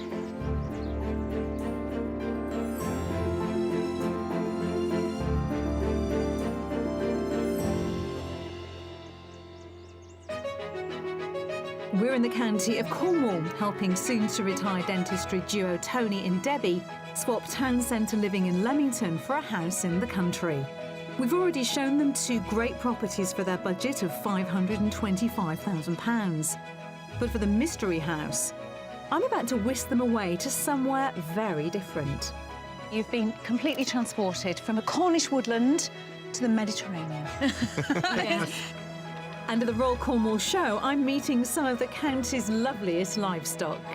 These are the Valais Black-nosed sheep, and they are deemed the world's cutest sheep. They are such little sweethearts, they really are. We had a great day with Tony and Debbie yesterday, and I think our 2 properties certainly gave them plenty to consider. Now, I'm not sure that we've quite sealed the deal yet, but I do think that Tony in particular was quite taken with that barn conversion that had plenty of wow factor. And of course, there's still the mystery house to view. And this one is going to test just how game our couple are to really escape to the country. So you 2 are off to see the mystery house. We are. Excited? Very. Yeah, very excited. Oh, yes. What are you expecting to see? Have you got any ideas? Something unique, something a bit quirky, something different. It probably won't tick all the boxes. A bit outside the box, as they say.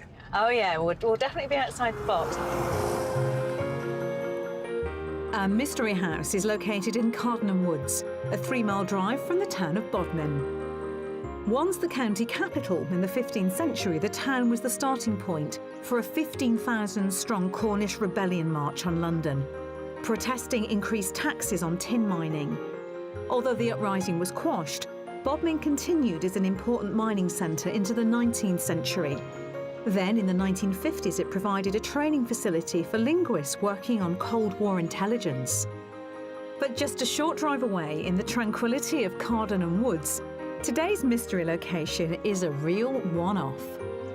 So I wanted to bring you here to such a beautiful woods. It's 650 acres and there's just miles and miles of walking trails and bike trails. You've got streams and little brooks running through it, and there's a fantastic woodland cafe as well. It'd be nice to have this on the doorstep, wouldn't it? Oh, Certainly. totally. I mean, you could be in Canada, somewhere like that. Yeah, it's really lovely. Take the bikes out. Yeah, well, I'm really pleased you've said that, because our mystery house is right in the middle of the woods. Of the woods? Oh, Little Red Riding Hood country.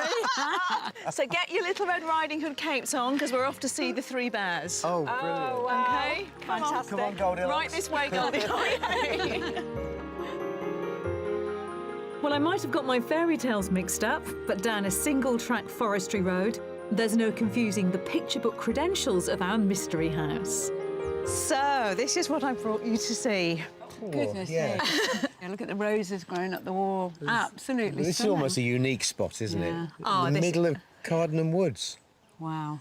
It's really gorgeous. One thing I do want to point out is just over there, you'll find your heated outdoor hot tub. No way! No way! So, you keen to have a look? Yeah. Absolutely. OK, let's go and explore. Let's hope this 1920s woodland home continues to deliver on the inside. Leading from the entrance hall, we pass through a dedicated separate dining area, which features a log-burning stove, and continue into a recent rear extension, where we find the L-shaped kitchen.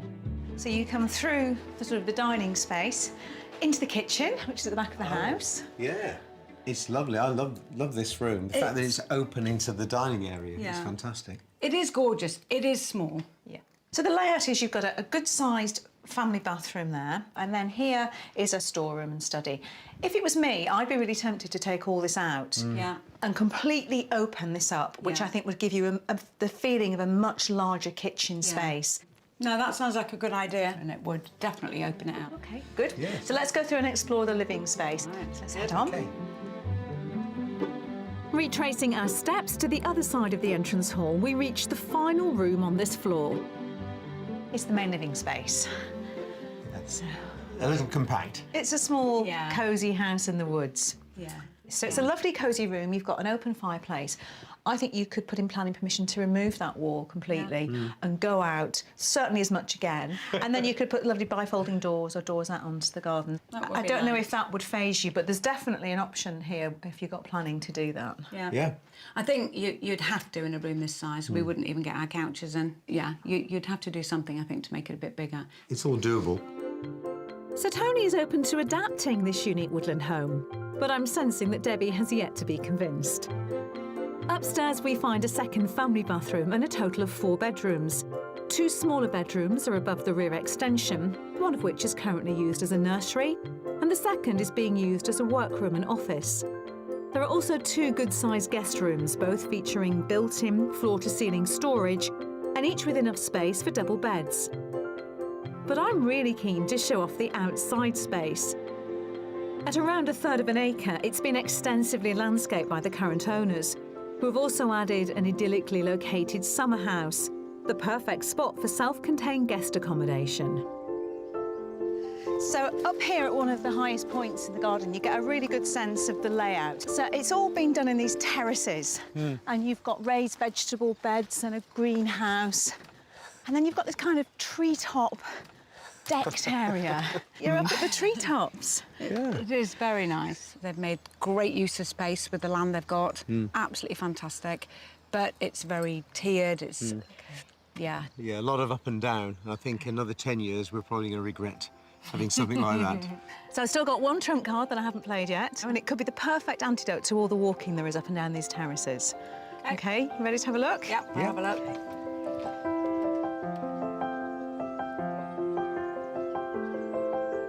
So you come down here, you've been completely transported from a Cornish woodland to the Mediterranean. With your hot tub, your outdoor shower, you've got an outdoor oven, sunbeds. Yeah. You're really not convinced, are you? Again, I think it's done really nice. I can see little tea lights and cushions, but... Just the wrong setting. Yeah, I don't want Spanish hacienda in the forest, so it just, for me, doesn't work. OK. So it's time for me to ask you to guess the price. Go on, Tony, over to you first. OK, it's a very unique situation, without a doubt. I'm guessing 475. Again, I agree with Tony. It's very, very pretty. I do think it's very rural. It's quite compact. I'm going to go slightly lower and say 465. I'm afraid, Tony, the drinks are on you because Debbie is absolutely bang on. Shake my hand. Excellent. And I thought I was rubbish at this. So go and have another look around. Come and find me when you're ready. OK, right, off you go. Thanks. At £60,000 below their top budget, this 1920s woodland home comes with a semi-open plan dining room and kitchen, 2 bathrooms and 4 bedrooms. There are extensively landscaped gardens, all in a unique forestry setting. It is a beautiful little country cottage. For me, it's too unique. The garden's very tiered, and the space outside really doesn't fit the bill for me. I just wanted that outside space, so not for me, I'm afraid. The setting is just phenomenal. I know it's not quite the right house for us. This is more a young person's house. A lot of running up and down quite steep steps. Slightly flatter land and slightly bigger house. I'd be very tempted to live in the middle of the woods. It's just a lot of work and too much for us, I think. Well, you can't deny it's a lovely, lovely spot. Oh, absolutely. Should we go off and search the 3 bears, then? Yeah, bring Goldilocks with me. Yeah, I think we need to go and find somewhere and have a chat. OK. OK.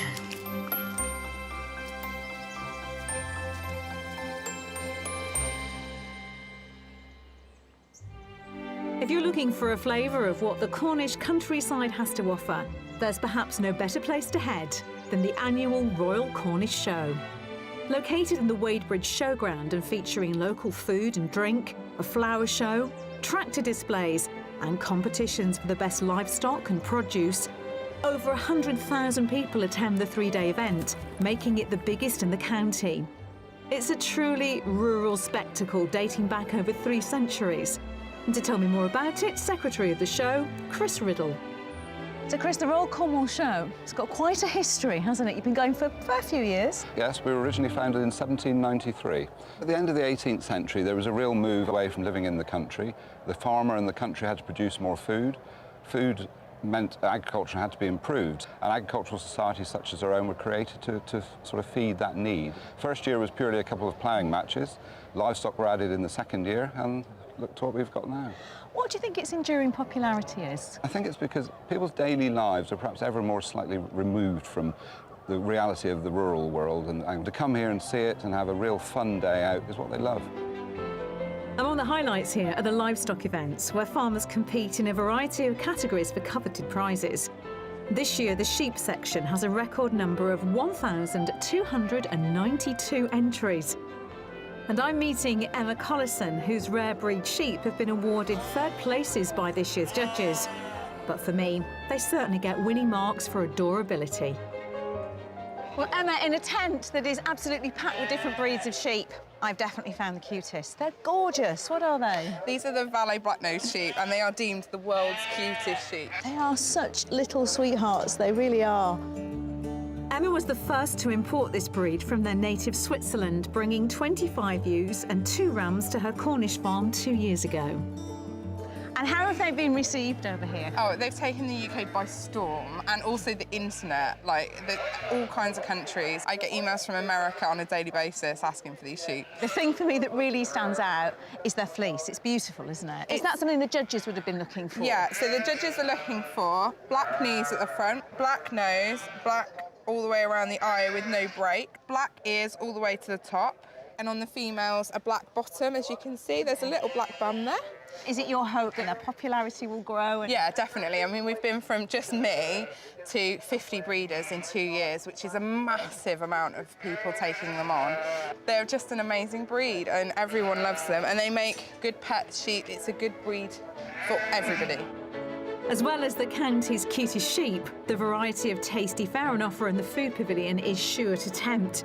Gourmet delights from cider to sausages assail the senses. And it's here I'm meeting Cornish cheesemaker Catherine Mead, who makes a local variety I'm particularly fond of. Yarg is one of my favourite cheeses. Thank you. But I don't know much about it. So what kind of cheese is it? It's a naturally matured, naturally mould-ripened cheese. We mature it over 5 to 6 weeks, and so we would call it quite young. So it's young, fresh, quite lactic, semi-hard cheese.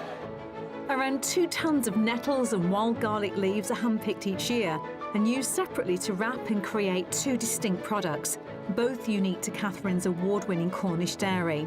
Something which has left me with a question. I always eat the nettles. Is that what you're supposed to do?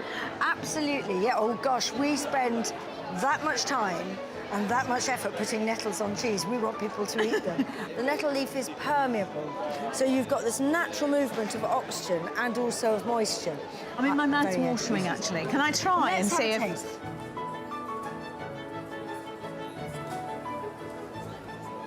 What I love, you're almost getting like 3 cheeses in one with it. And that's the way it's the way it's maturing, so that it is creamy under that rind and slightly crumbly in the core.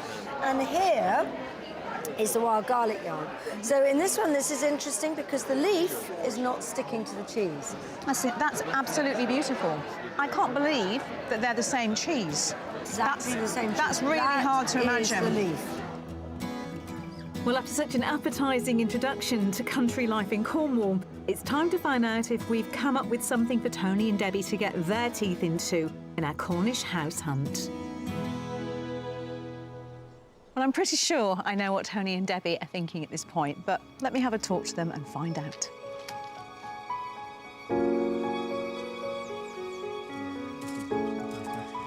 Well, if you had any doubts about why you're moving to Cornwall, that view's going to put them to rest, isn't it? It certainly is. So let's talk about the last couple of days and our house hunt. What are your thoughts now? What are you feeling about the properties that we've seen? Is there a what next with any of them? I don't think any of the 3 actually match totally what we need or what we want. But interesting that there are certain things that you liked about various ones. Yeah, I think house number 1 had perfect land. I loved the meadow. Really, really pretty. Location was fantastic, right next to Lostwithiel, which is a beautiful, beautiful place. The one you're actually most drawn to in terms of location is not on the edge of a village, as you were convinced you wanted. It's actually on the edge of a fairly small town. Yes. Yeah, I think that did change our minds completely. Yes. To be involved in a small village community was possibly slightly idealistic from our point of view. I think we would still rather be near more facilities, more amenities. Moving our search area around Lostwithiel, I think, would be fantastic. Yeah, completely worth coming, worth the visits. Well, I'm sorry we didn't manage to find your dream home, but look, it's all out there, it's waiting for you. Yeah, thank Sure you of so that. much. Yeah, it's been Thanks a lot. absolutely fantastic.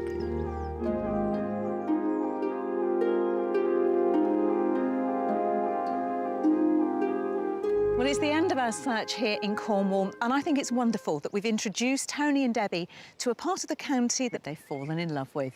We wish them all the best with their search and their new life together here.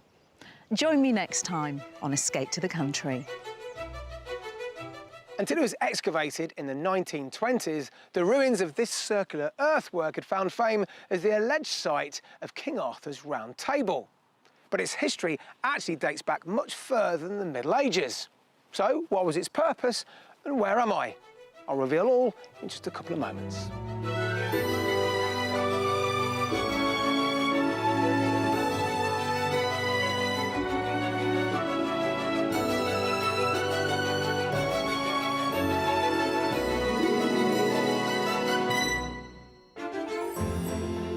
Today's house hunt is all about bringing the family together. I could see us entertaining in here. Yeah, I see the grandchildren in here, yeah. Yes, good. But will any of our houses deliver just what they're after? I can imagine the winter, nice fire, Christmas tree in the corner.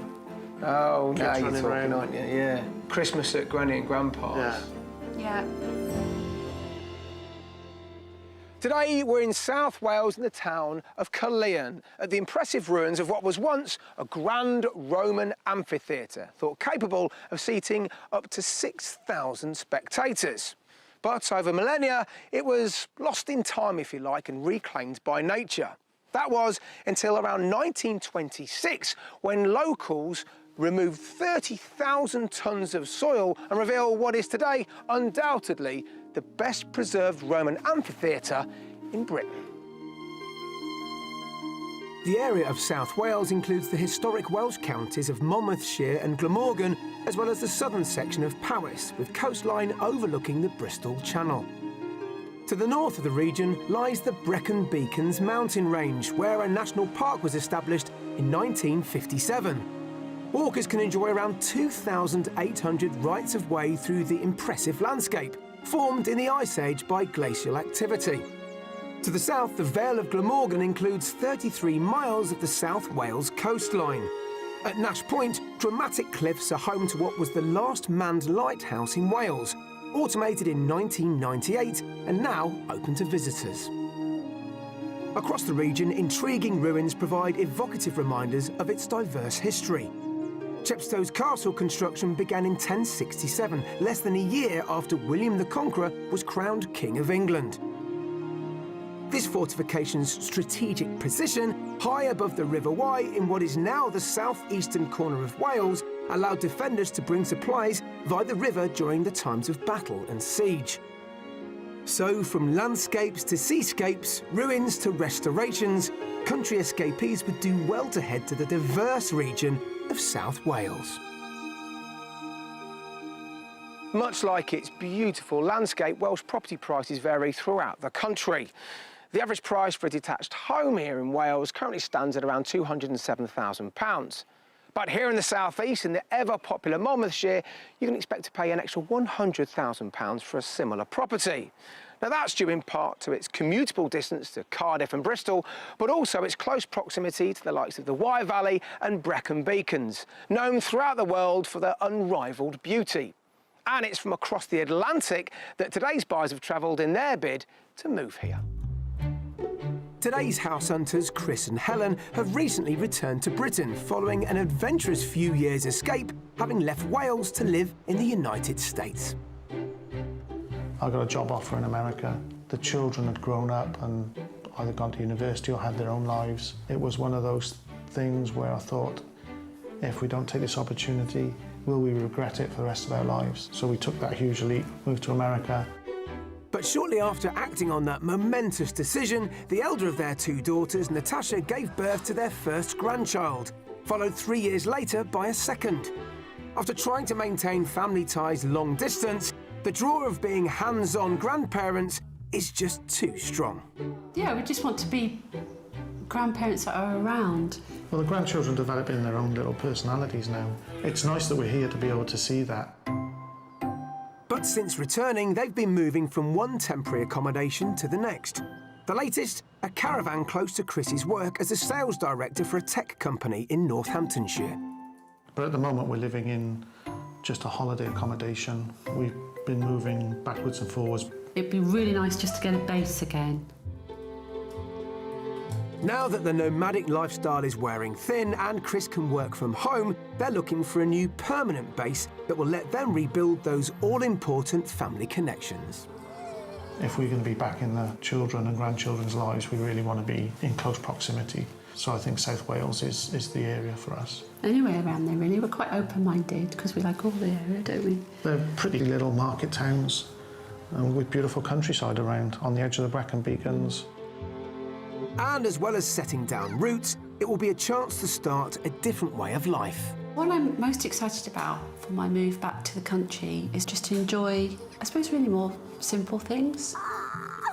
I had a crazy notion of maybe getting some bees and do some beekeeping. Yeah, you wanted to do, yes. And you even looked at getting some ducks, didn't you? Oh, yes, yeah. And maybe some chickens. Maybe start with the ducks and work our way up. Well, let's not get carried away. Helen and Chris would like to focus their South Wales property search within a 45-minute driving radius of their grandchildren near Newport. So with that in mind, we're meeting up in the area to find out more about the type of home they're after. Welcome to sunny Wales. Welcome to tropical Wales. It's gorgeous, isn't it? It's like this all the time, I hear. Well, now, you're currently living in Northamptonshire. Yes. How's that for you? You're living in a caravan, aren't you? Yeah, novelty's worn off already. We need something more permanent now. Well, you've secured a job. Yes. But I know it's not a job that's prompting the timing. So how far away from the grandchildren do you want to be based? Far enough so that we're not in their hair all the time, but close enough that if they want to drop the kids round or, you know, we grab them for an evening, then it's pretty close. So let's talk about the house. So what's your ideal house look like then, Helen? I'd like something with garden all the way around all the sides. OK. 3 bedrooms. Is 3 bedrooms going to be enough in the long term? That's the minimum. Oh, right, That's OK. the minimum. I also need some space for a home office. So either a 4th bedroom for that, potentially, or if there's a large enough reception room that could be used as an office. I've got you. Or even an outside space. OK. Maybe an open plan kitchen with a, you know, like a family area. OK. But pretty open-minded on the house. What's most important is the space, really. Thought if we had some land, what could we do with it? And I'm not talking of acres and acres, but maybe enough to keep some chickens or ducks or even bees. So, in town terms, it seems like land, but in country terms, it's a good-sized garden. Yes, that's right. Right, yeah. OK. What about proximity to other things, amenities, other people? Well, I'd like to be able to walk to a pub. Sometimes it's nice to have a little bit of community nearby. Right. Let's talk budget. How much are you looking to spend? So our budget is £600,000. OK. So let's start with number 1. We'll go from there. OK. Ready to go? Excellent. Come with me. Helen and Chris have up to £600,000 to find their dream home. They would like at least 3 bedrooms, an open-plan kitchen and wrap-around gardens. Chris needs a home office space, and they'd like to be within walking distance of a pub. We found 3 very different properties to show them, but always with their wish list in mind. After each viewing, they'll try and guess the price before I reveal it. Our final offering is the Mystery House, which could just test how far they're willing to go to get away from it all. We're kicking off in the Monmouthshire village of Cross Ash. Just under 9 miles away is the town of Abergavenny, whose market has played a central role since medieval times. The restored Victorian Market Hall stands testament to this and is a draw for the surrounding communities. A 15-minute drive away in Cross Ash and next to farmland, we find our first house. First impressions, property number 1. Well, it seems like an older house, so I should imagine there's some character in there. It's a lovely spot. There's, you know, it's nice and quiet. I like the slate roof. Yeah, it's lovely. 2 chimneys, so I should imagine there's some nice fireplaces inside. Nice big windows. Yes. And I also spot a green communications box, so I should imagine there's decent broadband here. He's good, isn't he? Tell you what, Poirot. Can you tell what it might have been before? Well, there's a post office box I can spot. Oh, he's good. Straight away, he's good. So I'm guessing an old post house. At some point, it's been a post office. It's also had a couple of other uses, and I'll explain those as we walk around. Right. Built around 1850, this detached Welsh stone house served as the village store and post office until 2003. Arranged over 3 floors, we're taking the entrance door to the middle floor, where the area that once offered stamps and groceries now serves up a spacious reception area. Now, hopefully, you'll be pleasantly surprised by the dimensions of this room. It's massive, isn't it? Yeah, it's a great size. Big windows letting in lots of Yeah, light. they're lovely. Yeah. And it's silent here now. It is, yeah. Yeah. All you can hear is birds tweeting from the open windows at the back, yeah. The other side of that wall, there's a doorway just at the corner of the room. OK. You've got a really, really nice study. OK. Ready-made office, straight away. Great. And probably a little bit bigger than the caravan, Helen. Yeah, that's for sure. Yeah, you could fit the whole caravan in here, I think. I think it's a good size. Yeah. I could see us entertaining in here. Yeah, I see the grandchildren in here, yeah. Yeah, I do. Yes, good. So you've got a lower ground floor as well. Okay. Let me show you that now. OK, great. So, a good response to the very generous proportions of the middle floor reception room, where stairs at the rear lead us down to the lower floor, where there's a large open-plan kitchen diner. Now, the history of this property really starts to reveal itself when you come downstairs. Now, one of the reasons why it's such a good size is because this property has also been a bakery and a butcher's. Yeah. If you look behind you, see the hooks there? Oh, Yeah. On the ceiling? Right. So, do you like it? Would you make any changes? Yes, it needs some work. But there's certainly space here, for sure. I'd like more in the kitchen. I'm not a big fan of islands. Oh, you're not? No. I would change, I'd have to change it because it's just not to my That's fine. taste. That's good. There is a guest bedroom and a family bathroom or a guest bathroom on this level. Right. But the other bedrooms are upstairs. OK. Where we're headed. OK. Up on the top floor are 4 of this property's 5 bedrooms, all served by a family bathroom with roll-top bath and separate shower. There's a guest double with single-aspect sash window, a further guest bedroom currently used as a single, and the smallest of the upper floor bedrooms currently used as a dressing area, which leaves bedroom number 5 as an option for Chris and Helen's master. Not huge, admittedly. Would our bed fit? Yeah, we've got a pretty big American bed. Those American beds are big. It's 6 foot wide. 6 foot wide? Yeah. Yeah, you'll get that in here. You've got 5 bedrooms. Just a bedroom here, probably next door is your dressing room. OK. Yeah, that might work. Okay, yeah. And then you've still got the spare bedrooms for the kids. Yeah. I want to take you outside now. Okay. Come with me. Start thinking about price, though, all right? OK. Well, they may have had concerns about the size of the bedrooms, but that shouldn't be the case with the garden. Amounting to 3/4 of an acre, it features outbuildings including a workshop and store. There's plenty of off-street parking, plus well-stocked flower beds and mature trees surrounding areas of lawn. Along with pretty valley views, there's lots of scope here for keeping their ducks or bees, and of course, for entertaining the family. Lovely, isn't it? Beautiful. Absolutely beautiful. Stunning, isn't it? Yeah, great views. You get your hives out of the way, one in the garden. Yeah, right in the corner. Right over that field there somewhere, Yeah, Helen. it's better over there, yeah. So, that's a good size. It's a lovely garden. Yeah. Really good. Yeah, it's nice. This is just Very nice. the type of outside space we're looking for. Yeah. So, how much do you think this place is on the market for, then? Who wants to go first? I'll go first. OK. 550. Oh, straight in, Helen. I like that. I think maybe a little lower, 535. OK. Not far out, Helen. This place is on the market for £575,000. OK, yeah. Not surprised, really. No, it's a lovely house. And again, the gardens are beautiful. Well, I think you've got an opportunity now to go back into the house, have a good look around all the areas on your own this time and discuss what you'd do. And I'll catch you later on, all right? OK. See you in a Thanks, minute. Johnny. Thanks. Coming in £25,000 under budget, this three-storey former post office provides an open-plan kitchen diner and a dedicated study, as well as further options for a home office. There are 5 bedrooms and 3/4 of an acre of garden with countryside views. I know it's on the lower ground floor, but this could be a good master with the bathroom next door. I think we'd fit our furniture in here. Yeah, nice beams, like the beams. Yeah. Well, I think the house is lovely. It's in a great setting, good study. I could see myself working from home. I think the grandchildren would love the living room. I could see them playing around there. The house is lovely, great character, and lots of different nooks and crannies. It's got a fantastic outlook at the back, which is where you spend most of your outside time. Could it work? Is it a possibility? Maybe. Yeah, I haven't rolled it out. Yeah. Good. To think about it. Yeah, to think. Yeah. OK, let's move on. Next one. Thanks, Johnny.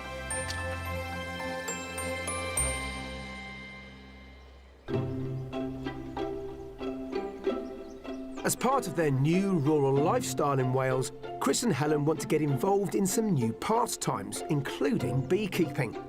It's something that has a long history in Wales. In 1546, the first book printed in the Welsh language contained advice on the best time for relocating beehives. 5 years ago, Catherine Clark swapped life as a lawyer to become a full-time apiarist in the Llangwbi countryside near Usk. And today, she's kindly agreed to share the benefit of her experience. Hi, how are you doing? Nice to meet you. So what makes this part of the country so good for the bees? Well, I think it's a beautiful part of the world with all the natural rolling hills and countryside and natural forage, so there's plenty of food for the bees. What kind of bees have you got here and what's their main job and function? I think there's 20,000 species of bee, but the one that we keep generally in Britain is the honey bees, because obviously we're interested in collecting that lovely honey. Yeah. And their main function for us as humans is to increase pollination. So really important for fruits and harvests, but also is to collect nectar for their food source for winter, which we share with them. You feeling confident about getting the bee suit on? No, so I was wondering if Chris could just do it on his own? Of course he can. You come with me, yeah.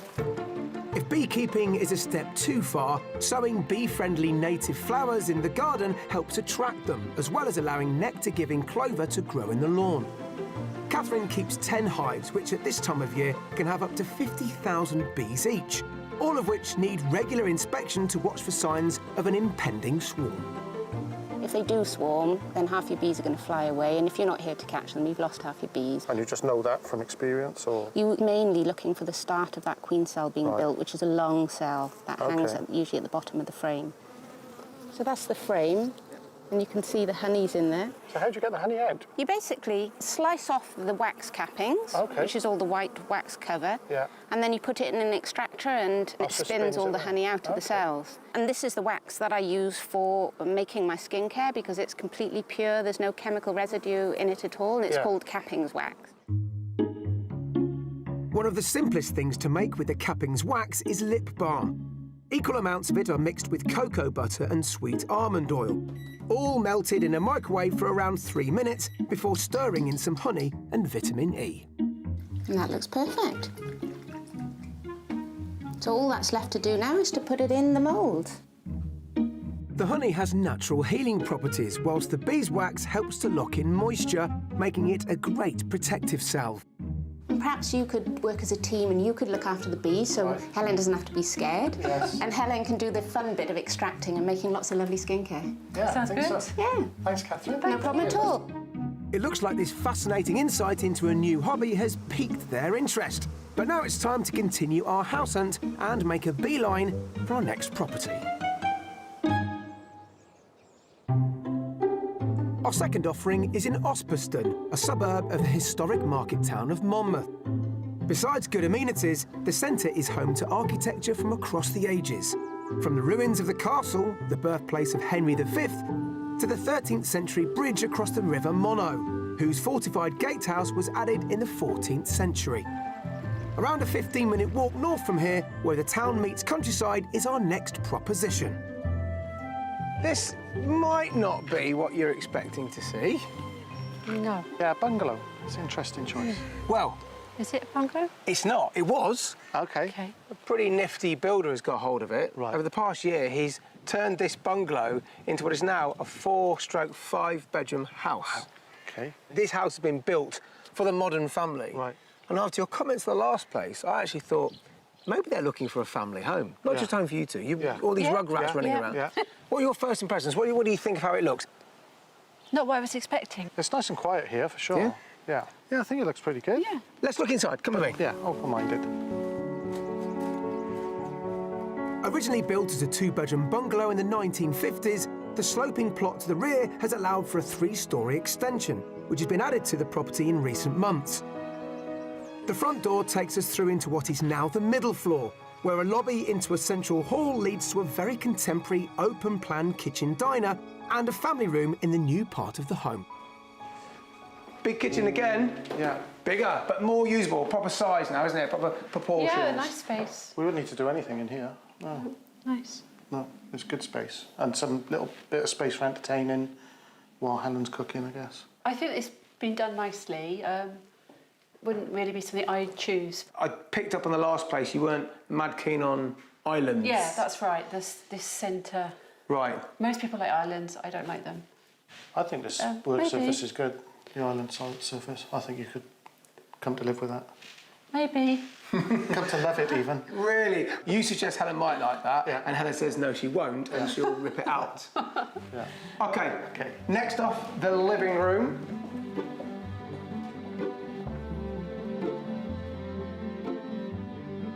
To get a bit of respite from the open plan side of the house, come back into the older bit, the 1950s bit of the bungalow, and it's a traditional living room, isn't it?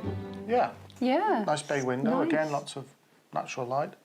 A lovely little sun French doors. terrace there. Yeah, French doors are good. I think Helen is going to be the hardest one to please here. Yeah, it's very chromy. It's got a lot of chrome. That's just a first impression. Proportions? Yeah, Decent fine. size furniture. Would this be big enough? Fine. Yeah, this would be good for us. Fine. Yeah. Yeah, you could still entertain in here. The family could come in here and be comfortable without being cramped. We have got a lovely double suite on this level. Okay. Really nice bathroom, door off that into a lovely size bedroom. But I figured you'd probably want to go upstairs to bed. Okay. Yeah? Yeah, usually. Okay. Yeah. Follow me then.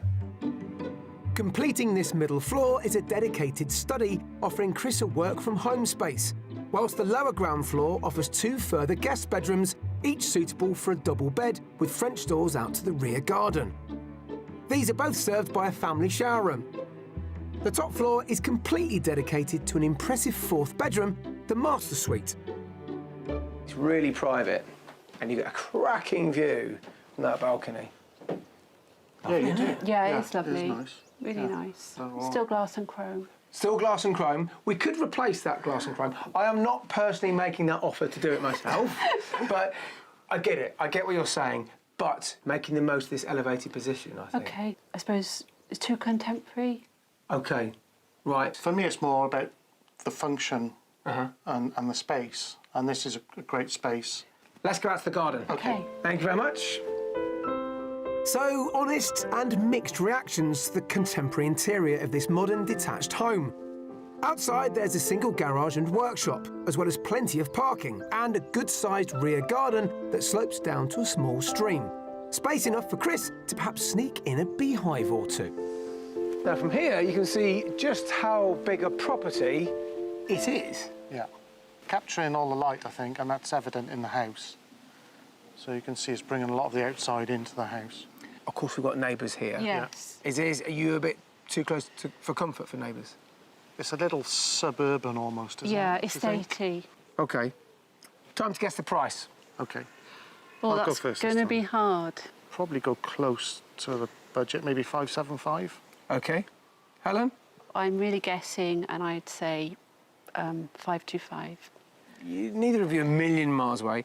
This house is on the market for £545,000. Oh, right, Okay. All right, well, look, I think you should go back into the house. Okay. Have a good look around on your own. Give it a good chance. Okay. And I'll meet you whenever you're done. I'll catch you in a moment. Okay, all right. thank you. Tough one, really. This house gives them everything. The space, I think the way it's laid out is pretty good for them. But when it comes down to it, I think there's one thing that's not working for Helen, and that's the fact that it's so contemporary. A generous £55,000 below budget, this three-storey contemporary home provides open-plan living in a kitchen, diner and family room, as well as 4 good-sized bedrooms. There's a dedicated study and it's walking distance to amenities. Well, the house is lovely. It's quite contemporary in style, but I can see everything's finished to a really high standard. The countryside here is lovely, and there's lots of natural light in the house, which I really like. It's a bit too contemporary for me. I'm looking for something a bit more older style, more rustic, something that maybe I can just put more of myself into. It's lovely, suit lots of people, but I just don't think it's for me. That's all we're going to see today, Okay. but I've got to tell you, sleep well tonight, because if you thought this was a challenge, wait till you see the mystery property tomorrow. What am I going to show you then? Come on. I'm scared. Yeah, me too.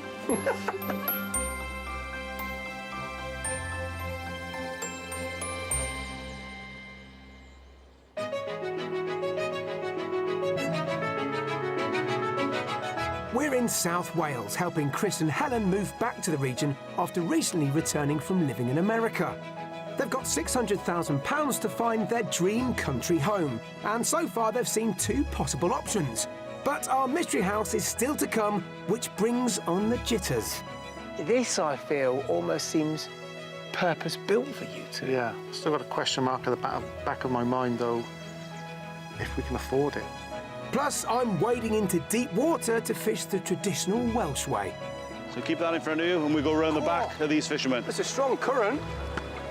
Wow. Well, after yesterday's properties, I think, well, Helen in particular is looking for a much more conventional layout, something approaching perhaps a standard family home. And as it's the mystery house, I want to go with that and run with it. What would be a big challenge for you now? What would be something that you think, well, I need to really get my head around this? Maybe when the paved road turns into a dirt track, might be. You notice the incline on this road? Yes, Yeah. yes. Are you challenged yet? You still okay? Yeah, I'm okay. Yeah. How about you, I'm mate? really curious. Yeah, no, I'm good. This is promising Yeah, then. yeah. Still climbing. Still climbing? So, yeah, practicalities, they need thinking about, but Yeah. I'm just waiting now to see what the house is.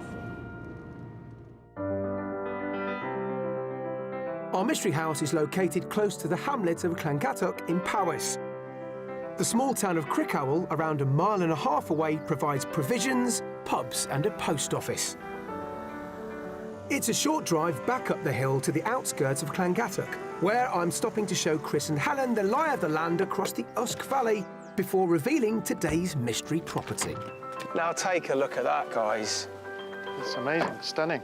Gorgeous, isn't it? Yeah, it really is. Now, Breathtaking. you're back home now, aren't you? Wow. Yeah, this is real Wales. It is real Wales. Yeah. It's Yeah. gorgeous, isn't it? It's Yeah. peaceful. Yeah. Yeah. It's absolutely awesome, isn't it? You wouldn't need a TV, would you? You could just look at that all day. Would you feel a bit too raw? You've got Crickhowell just there. Yeah. I mean, you can see the pub, but you'll now know it's a bit of a walk. That's okay. Yeah? Yeah, I can compromise on that. Helen, you look rather excited about this. Yeah, I am quite excited. Yeah. Itching to see the It's house something now. that's just, you don't get that very often, do you, that view? No, no. Well, the house I want to show you is just a little turn down a track, just down there. With a much-needed nod of approval for the very rural setting of our mystery offering, it's time to reveal the house. Right then, take a look at this. It's beautiful. It's just gorgeous. Now, what they've done a really, really sympathetic job of extension. The original part of the house you could see, that's 19th century. Yeah, that's good. And then this new extension, that was finished in 2014. Right. Oh, well. Gosh. Yeah. Yeah, done a it's good job. done really well. Most importantly, amazing views. Yeah, spectacular they are. Yeah, You'd be not overlooked at all. It's But- so private. It is private, yeah. And that's what you were after, wasn't it? Yeah. Oh, it's lovely. Yeah, looks pretty much what we were looking for. Yeah, I think. it's Nice lovely. slate roof, traditional stone, and like you say, that extension looks. You know, if you weren't looking for it, you wouldn't spot it. It's just, No. Yeah. But that extension gives us the kitchen I think you're after. Oh, okay. Let's have a look. Great. Yeah. A porched entrance in the side of the new extension leads into the open-plan kitchen and multi-purpose family room that I'm hoping will suit Helen down to the ground. Well, Helen, not an island to be seen. No, love it. Love it? Yeah, love it. Great. Yeah, it's a great Yeah, farmhouse love it. kitchen, isn't it? Yeah, comfy area. You know, kitchen area. Can see lots of- Fantastic view. Gorgeous view. Look at that. Those doors open there onto the Sit patio. there and forget the rest of everything, really. It's good, isn't it? Yeah, and not too shiny. No, not. There's no chrome. No. You wouldn't know this is an extension. They've done it so sympathetically. Wooden windows. There's no plastic UPVC. Yeah, that's great. No, really excited to see the rest. Well, let me show you the living room because it does marry up to this room in terms of proportions. I think you'll like it. Set next to the kitchen to the front of the home is a classic, well-proportioned living room. Now this, I think you are going to love. Yeah, I do. Yeah, Yeah, love this is it. very traditional. Nice floorboards. And this is obviously the older part of the property now, and the exposed stonework is gorgeous. And look at the size of that lindel over the fireplace. It feels cosy and homely. That's like what this. you get when you come in. It's like a homely feel. Yeah, And that's what we're looking for. I can imagine in the winter, it's a nice Yeah. fire, Christmas tree in the corner. Oh, now Kids you're running talking, around. aren't you? Yeah. Christmas at Granny and Grandpa's. Yeah. Yeah. Yeah. Can't wait to see more. Yeah. All right, good. Let me take you upstairs to the master bedroom. Okay. Our mystery house is already inspiring Chris and Helen to picture happy family scenes. And completing this floor is the first of this home's 6 bedrooms, a good-sized guest double with its own shower room across a lobby. A large hall doubles up as a study space with stairs leading to the remaining accommodation on the upper floor. There's a twin room to the front of the older part of the house, with a single bedroom on each side, both with a single aspect window offering countryside views. These make use of 2 family bathrooms, providing both a shower and a bathtub. Then, in the newer extension towards the rear, there's a further guest double alongside a further shower room, which leaves us, the master, to have a look at. Well, the views keep on coming with this house. Look at that. Yeah, it's wonderful. Double aspect as well. Mhm. Views out of both windows. Good sized room too. Yeah, fit the bed in. Yeah, I think we fit our bed in here easily. And other furniture as well. Yeah. It's like a TARDIS. I mean, it looks decent size from outside, but you come inside and it's yeah. even more space than you'd think. Helen, could you see yourself living here? Yeah. I hardly finished the sentence then. Yeah, bang, straight away. I love it. I knew as soon as I saw it, I liked it. And with all the space you've got here, yeah, pick a room for your office. Sure. If I was you, I'd pick the mirror image of this room right at the far end and have your desk looking out onto one of those beautiful hills. Never do any work. Yes, I would. Because you know, if you're going to be working from home, you don't want to feel like you're getting locked away in a room, do No, you? no. You want to look forward to going to your office. Yeah, that's right. You like this, don't you? Yeah, we do. Yeah, we love it. Yeah. All right. Let's get back outside and look at that beautiful view Okay. again. Chris and Helen have had differing opinions about the other houses, but so far they seem united on this one. Outside, the large garden wraps around the property and offers a timber store and sheds, a generous area of lawn, plus flagstone paths and terraces, all enjoying those Usk Valley views towards the Black Mountains. I'm going to ask you to turn your back on this view for a moment. That'll be hard to do. Well, yes, but just to enjoy this part of the garden as much as anything else, it's really nice, isn't it? Yeah. Oh, yeah, it's lovely. On reflection, what's going through your mind then? Any if, buts or maybes or anything? It's a fantastic house. I love it. Simple as that? Yeah. I can't really believe it, to be honest. Really? No. This, I feel, almost seems purpose-built for you two. Yeah. Yeah, it is great. Still got a question mark at the back of my mind, though, if we can afford it. Yeah. Ah. Yeah. Yes. How much do you think it is then? If you're worried. I think it's over our budget. Okay. Maybe 635. Okay. All right. I think it may even be higher than that. I'd go 650, I think. Okay. So if I told you it was £599,000, that'd be good news. Are you going to tell me? Yeah. Are you going to tell me? Yep, that's how much it is. Wow. Excellent. Yeah, that's really good news. Yeah, that's real Yeah. food for thought, that is. That's a surprise as well. Good, I'm glad. Well, I think you should take some time here now. Okay. Because you've reacted so well to this property. Yeah.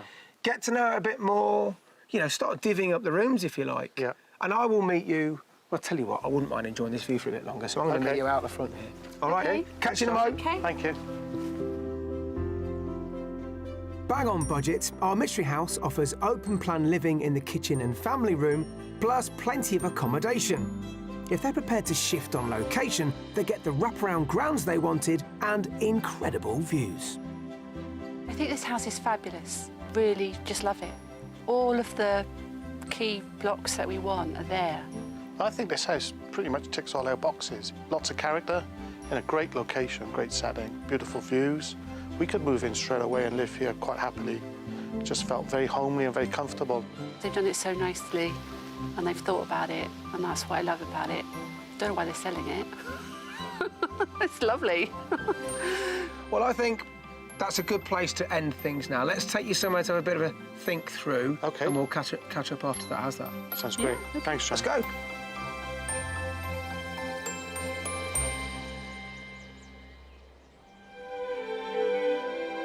The River Severn is Britain's longest river, running 220 miles from the Welsh mountains out to the Severn Estuary, the location of the second greatest tidal range in the world. Here at Black Rock on the south coast of Monmouthshire, a centuries-old fishing method known as lave net fishing is still practised. This method of catching salmon survives thanks to just 8 full-time licences and a few very determined locals. Martin Morgan is a 4th-generation lave net fisherman who is going to talk me through how it's done. Martin. Hello, Johnny. Welcome to Black Rock Lave Net Heritage Fishery. Thank you very much. Cracking day for it. Beautiful, perfect for lave net fishing. How did it all start? I take it it's quite an old form of fishing. Yeah, this is the last traditional method of fishing left on the Welsh region of the Severn Estuary. These nets date back to the 1600s. Really? Certainly recorded in J. Geraint Jenkins's book, Nets and Coracles, in the 1600s. Has it changed much, or is this what someone would have been fishing with in the 1600s? The actual frame of the net is made now as it was then, from what grows around the estuary. OK. Willow for the arms of the net, the reams, pine for the headboard, and ash for the rock staff. So, Martin, this is centuries old. Yeah. Who taught you to fish with a lave net? My great-grandfather fished with a lave net. He was a salmon fisherman. And my uncles actually taught me, or showed me then, how to use the net. My brother and I were offered licences. These licences were very hard to come by in the village. They were called dead man's shoes because the old fishermen would hang on to the licences, even when they couldn't get down there Didn't want to give them up? because they always thought that one day they would get up in the morning and feel that they could get down there. I've got a temporary licence allowing me to join Martin today on a lave net fish. Opportunities are few, as in the 3-month salmon season, the strong fortnightly spring tides are necessary for using this technique, and only on a calm day. With all that in our favour, but only a 2-hour window before low tide, it's time to get going. Now, this is the spot, isn't it, Martin? Look at that.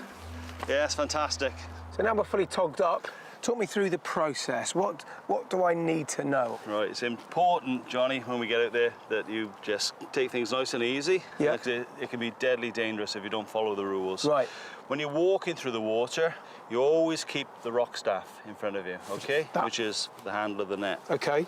Feeling your way. So if you feel a gully, a hole in front of you, just move to the one side. OK, yeah. Also, what you'll find is that the current, the tide, is trying to wash you away. So this will help you balance. When you get to your spot, I'll give you a shout and you unwrap the net. Put your foot behind the rock, stop yourself getting washed away. This is starting to sound rather perilous, Martin, I've got to tell you. Are you well insured? Yeah, I don't think I am. Lower the net down onto the bed of the estuary. What you'll find then is that the net is washed back around your legs under tension with the force of the water. That water running down there 3 or 4 knots probably. Sometimes a salmon will run into the net hard, no mistake, bang. Right. Other times it'll just roll around your legs, a slight pull on your finger, and then as quick as you can, lift the headline, hopefully a salmon in the bag of the net. You then reach for your knocker. Well, I've got one of these. I'm wondering what this is for. The business end. You dispatch the fish quickly and cleanly. It's not just standing hoping for the best. You're on the hunt now, aren't you? Yeah, that's what we're doing. We're hunting the salmon, and we're hunting the salmon not with some technical net and method of fishing, with an ancient method of fishing, much like hunting with a bow and arrow. There's an annual quota of just 15 salmon allowed between all 8 licence holders. That may not sound like much, but these are slippery fish to catch. So, like the centuries of fishermen who have gone before us, we're hoping today fortune will favour the bold. Keep that in front of you and we go around the back of these fishermen. It's a strong current. Wow. We'll unfold the net now. Got it? Yeah. Now you lower the reams onto the bed of the estuary. Yeah, nice and quietly. Not going to wink you, so you'll be all right here. Yeah? Upright with the net. So you're fishing now, Johnny. But you're always looking for something, a sign of a fish. You've got to pick that net up and move to try and catch a fish. That's when the hunt's on. That's when the hunt starts, the hunting for a salmon. I mean, there's a tremendous amount of work goes into getting that fish. Yes. I've been out very often, I've been falling asleep on the net. You know, nothing around. There hasn't been anything around for a week, and you're nodding off, to be frank. I've had them drop over the headline as I'm picking the net up. Oh, no. It looks like, to coin a phrase, the tide is on the turn now.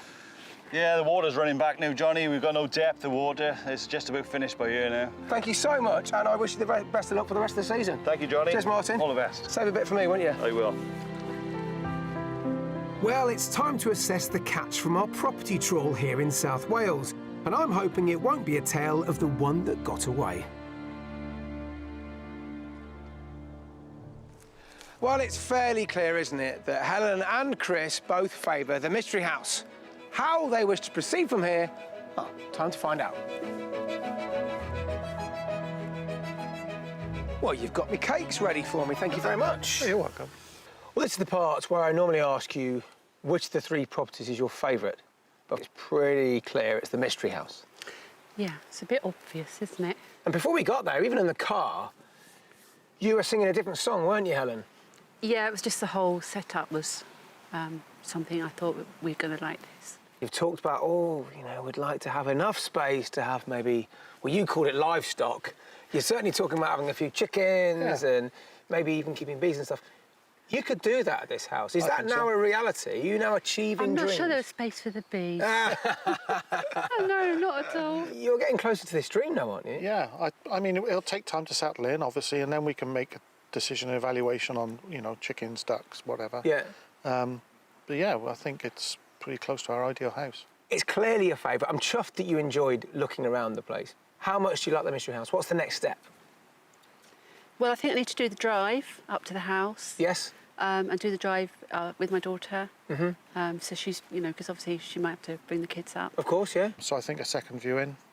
Yeah. Very soon. So all being well, that second viewing goes according to plan. Yeah. Well, you might put an offer in. I think so. I think so. Yeah. That's brilliant. I think, yeah. Yeah, I think so. I can't wait to find out how this second viewing goes, how the test drive goes, quite literally up that country lane. Yeah. Let us know how you get on, won't you? Yeah, we sure will. Yeah. Yeah. Best of luck. Hope so. Thank you, John. Thank Have a you. good coffee. I think during this process, what we all learned was that whilst they're on their own, Chris and Helen actually want a fairly conventional family home. But in choosing the mystery house, they got not only that, but a property in a stunning location with fantastic views. I think it's a good idea then for the second viewing that Helen does that drive on her own up that, I suppose, fairly daunting country lane. If she can put her mind at rest, then I think we'll be hearing some pretty good news fairly soon. I wish them all the very best of luck. If you'd like to escape to the country in Wales, Scotland, Northern Ireland or England and need our help, you can apply online at bbc.co.uk/be on a show.